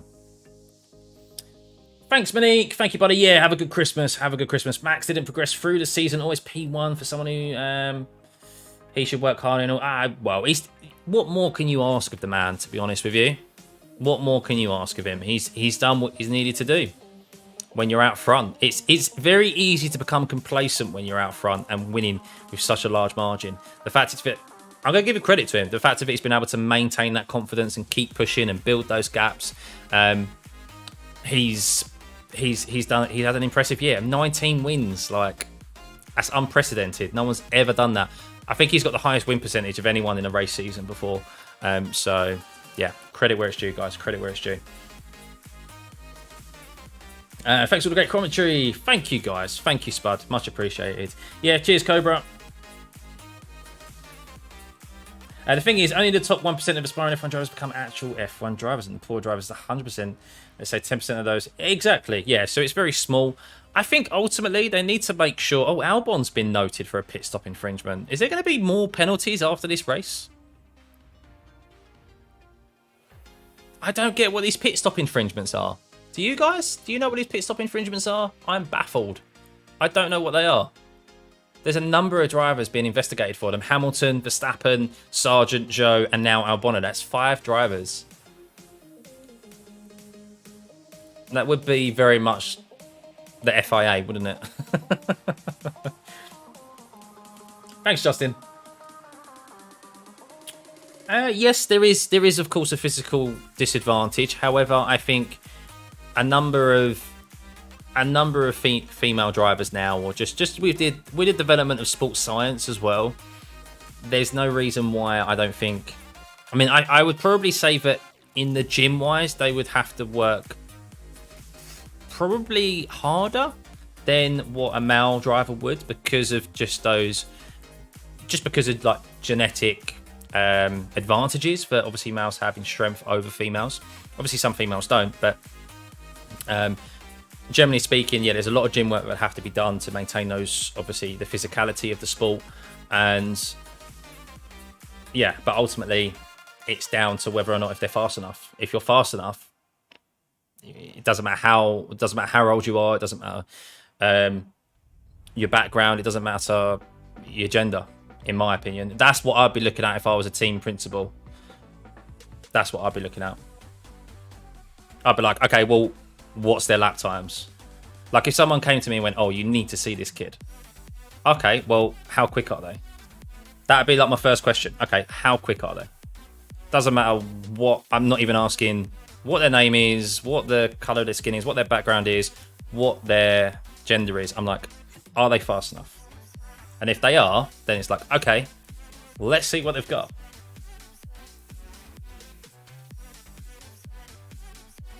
Yeah, FIA, wonder who's what. Yeah. Let's be honest, most males can't handle F1 gym regimens. Oh, I couldn't. Yeah, I definitely couldn't. But if these guys have dedicated their lives to it, like, I'm sure there's some female drivers out there who are most definitely a lot stronger than me. They'd be able to handle these forces that these cars provide rather than me.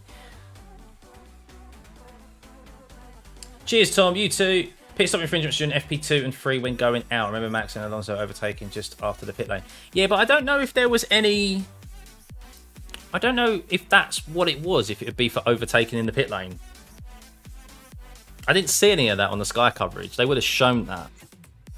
But stopwatches don't lie. Yeah, that's primarily F1 and just racing in general. And money, let's be honest. We know money gets you far in this sport. So, even though we're seeing less pay drivers now, money still gets you far. And unfortunately, the sport is... I think overall, the sport needs to be just generally more accessible. Rather than... like, I think that's more of an issue than it is with respect. Not having a female F1 driver. I feel like there are so many kids out there who... or so many good drivers who... have missed out on the opportunity of F1 or just missed out on like junior formulas and a career in motorsport because of how expensive it is. And I mean, it's something like 2 million. Is it something like £2 million a year or something to be in F2? Like that's what they have to stump up in sponsorship, Like, it's something ridiculous. And then F1 is apparently like 12 million or something. That's like the average.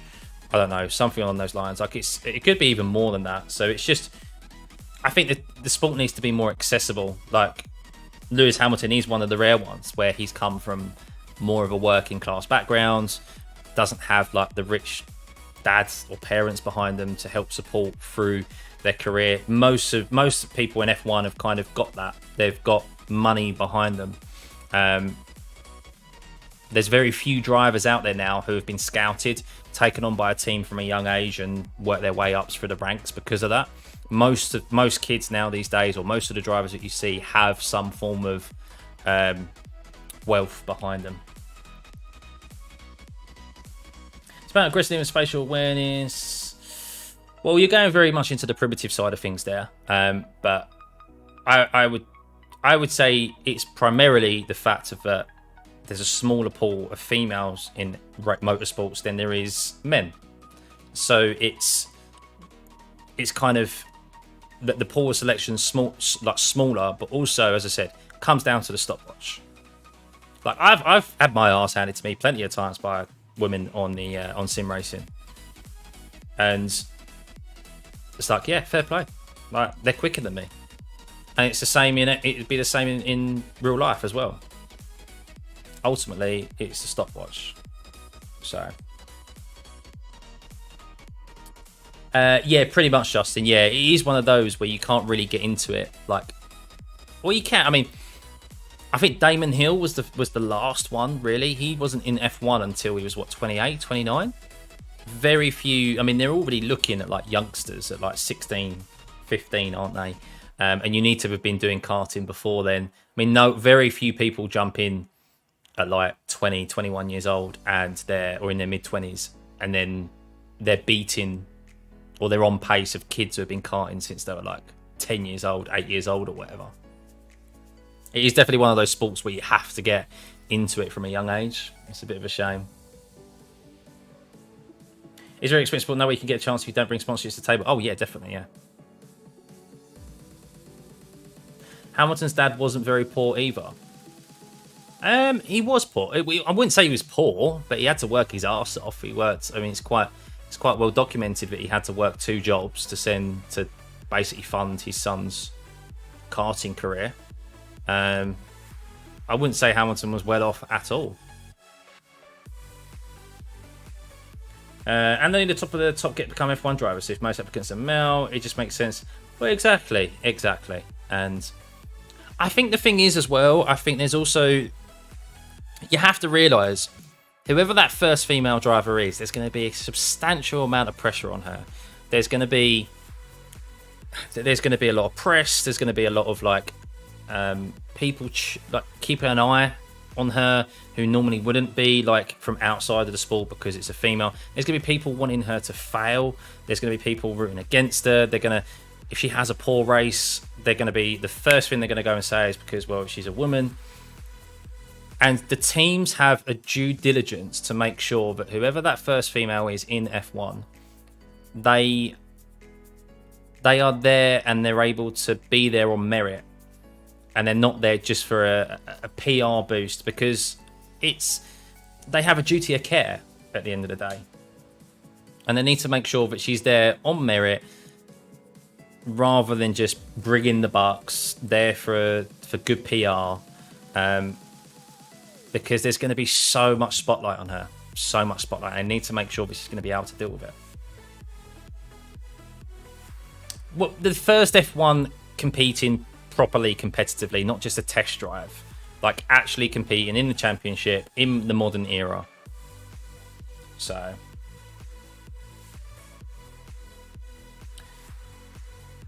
Oh, I hope next year will not be so boring. Yeah, well, that's the hope, Crown. The hope is that the teams are able to close the gap on Red Bull. Have Red Bull reached the ceiling? Is there any way that they can make this car faster? Is there any way that they can make it better than it is? I mean, it's scary to think if they can, but it's up to the other teams to catch up.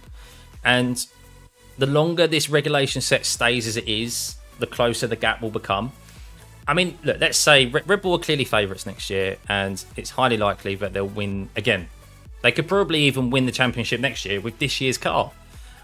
However, what we want to see as fans, what I want to see as a fan is that, look, if Red Bull win, fair play. If Max wins again, fair play.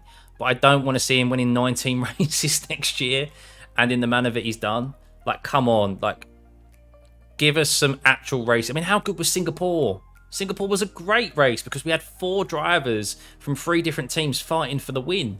And that's potential without Max this year and the Red Bull car to have had. So the other teams need to up their game. They need to get closer to Red Bull and give us at least half of the season next year without Red Bull wins. Come on, guys, you can do it. Back in the 50s and 60s, well, yeah, I wasn't even. My mum wasn't even born then, so my mum wasn't even thought about, let alone me, Justin.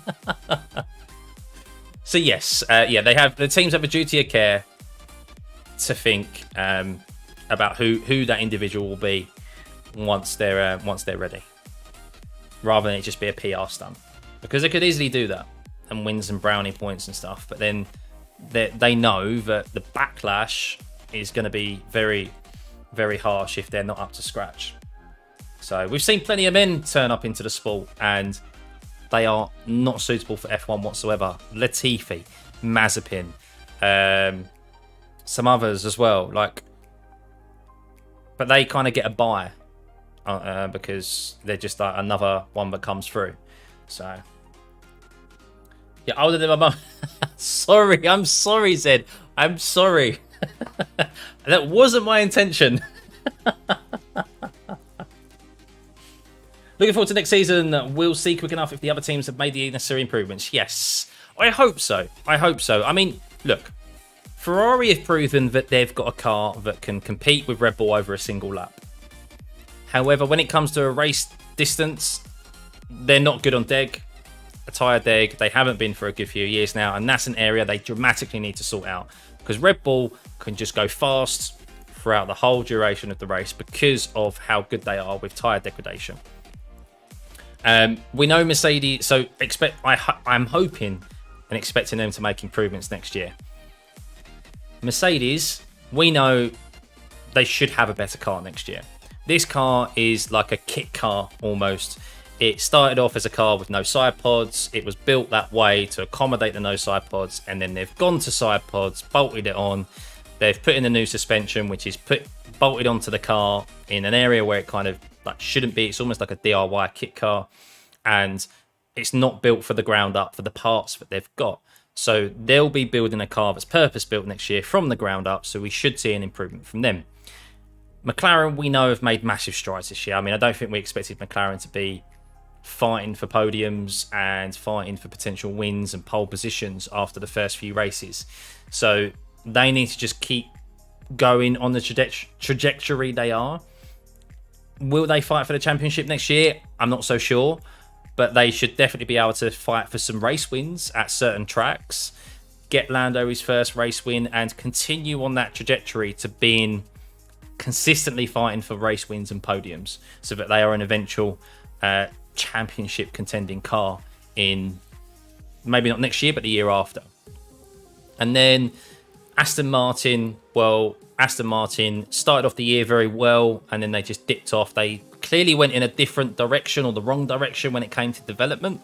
While other teams made massive progression, Aston Martin stagnated and they lost time, and they were struggling to get out of Q. Well, Stroll was definitely struggling to get out of Q1. Alonso was doing wonders to sneak it into Q3.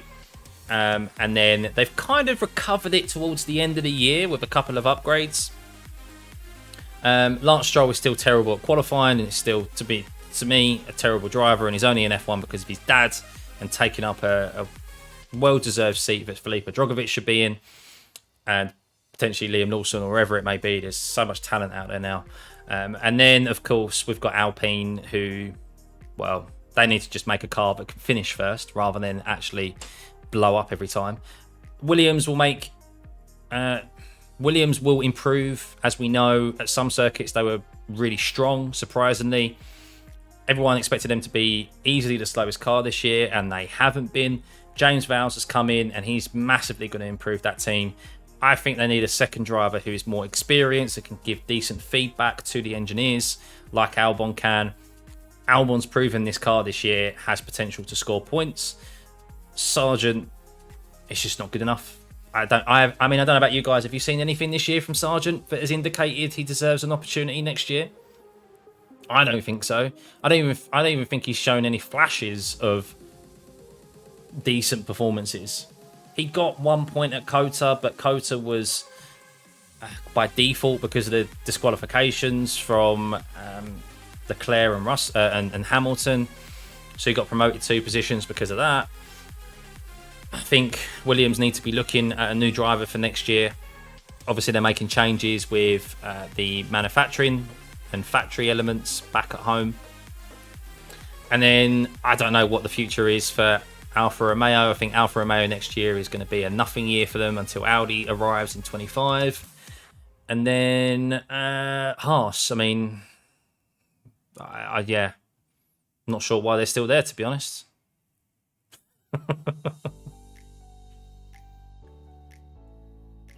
Bro, I'm saying this is Verstappen's last win and a couple of races to come next year. You think this is his last win until what? Until the first race of next year? Someone to see Lando. Oh, Lando's definitely got the potential. Yeah, of course he has.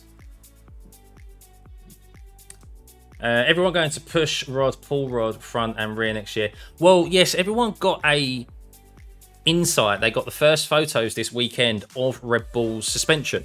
And that has been the secret. Everyone's been talking about the floor of Red Bull, but apparently the real secret of Red Bull has been the suspension, the rear suspension.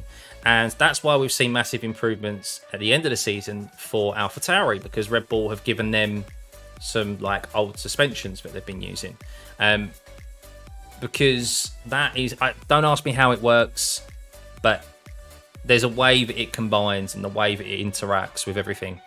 That's what gives them such great like aero. It gives them speed out of the corners, slower corners and stuff. So yeah, I think a lot of teams will follow that principle, and hopefully, yeah. I mean, how much better can they actually make that Red Bull car? Have they hit a ceiling already?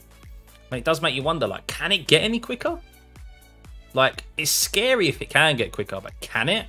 Like, have they hit a ceiling? Like, where can they actually improve? I feel like that car's just, it's good enough already. So, how is Haas still getting sponsored, mate? I don't know. I really don't know.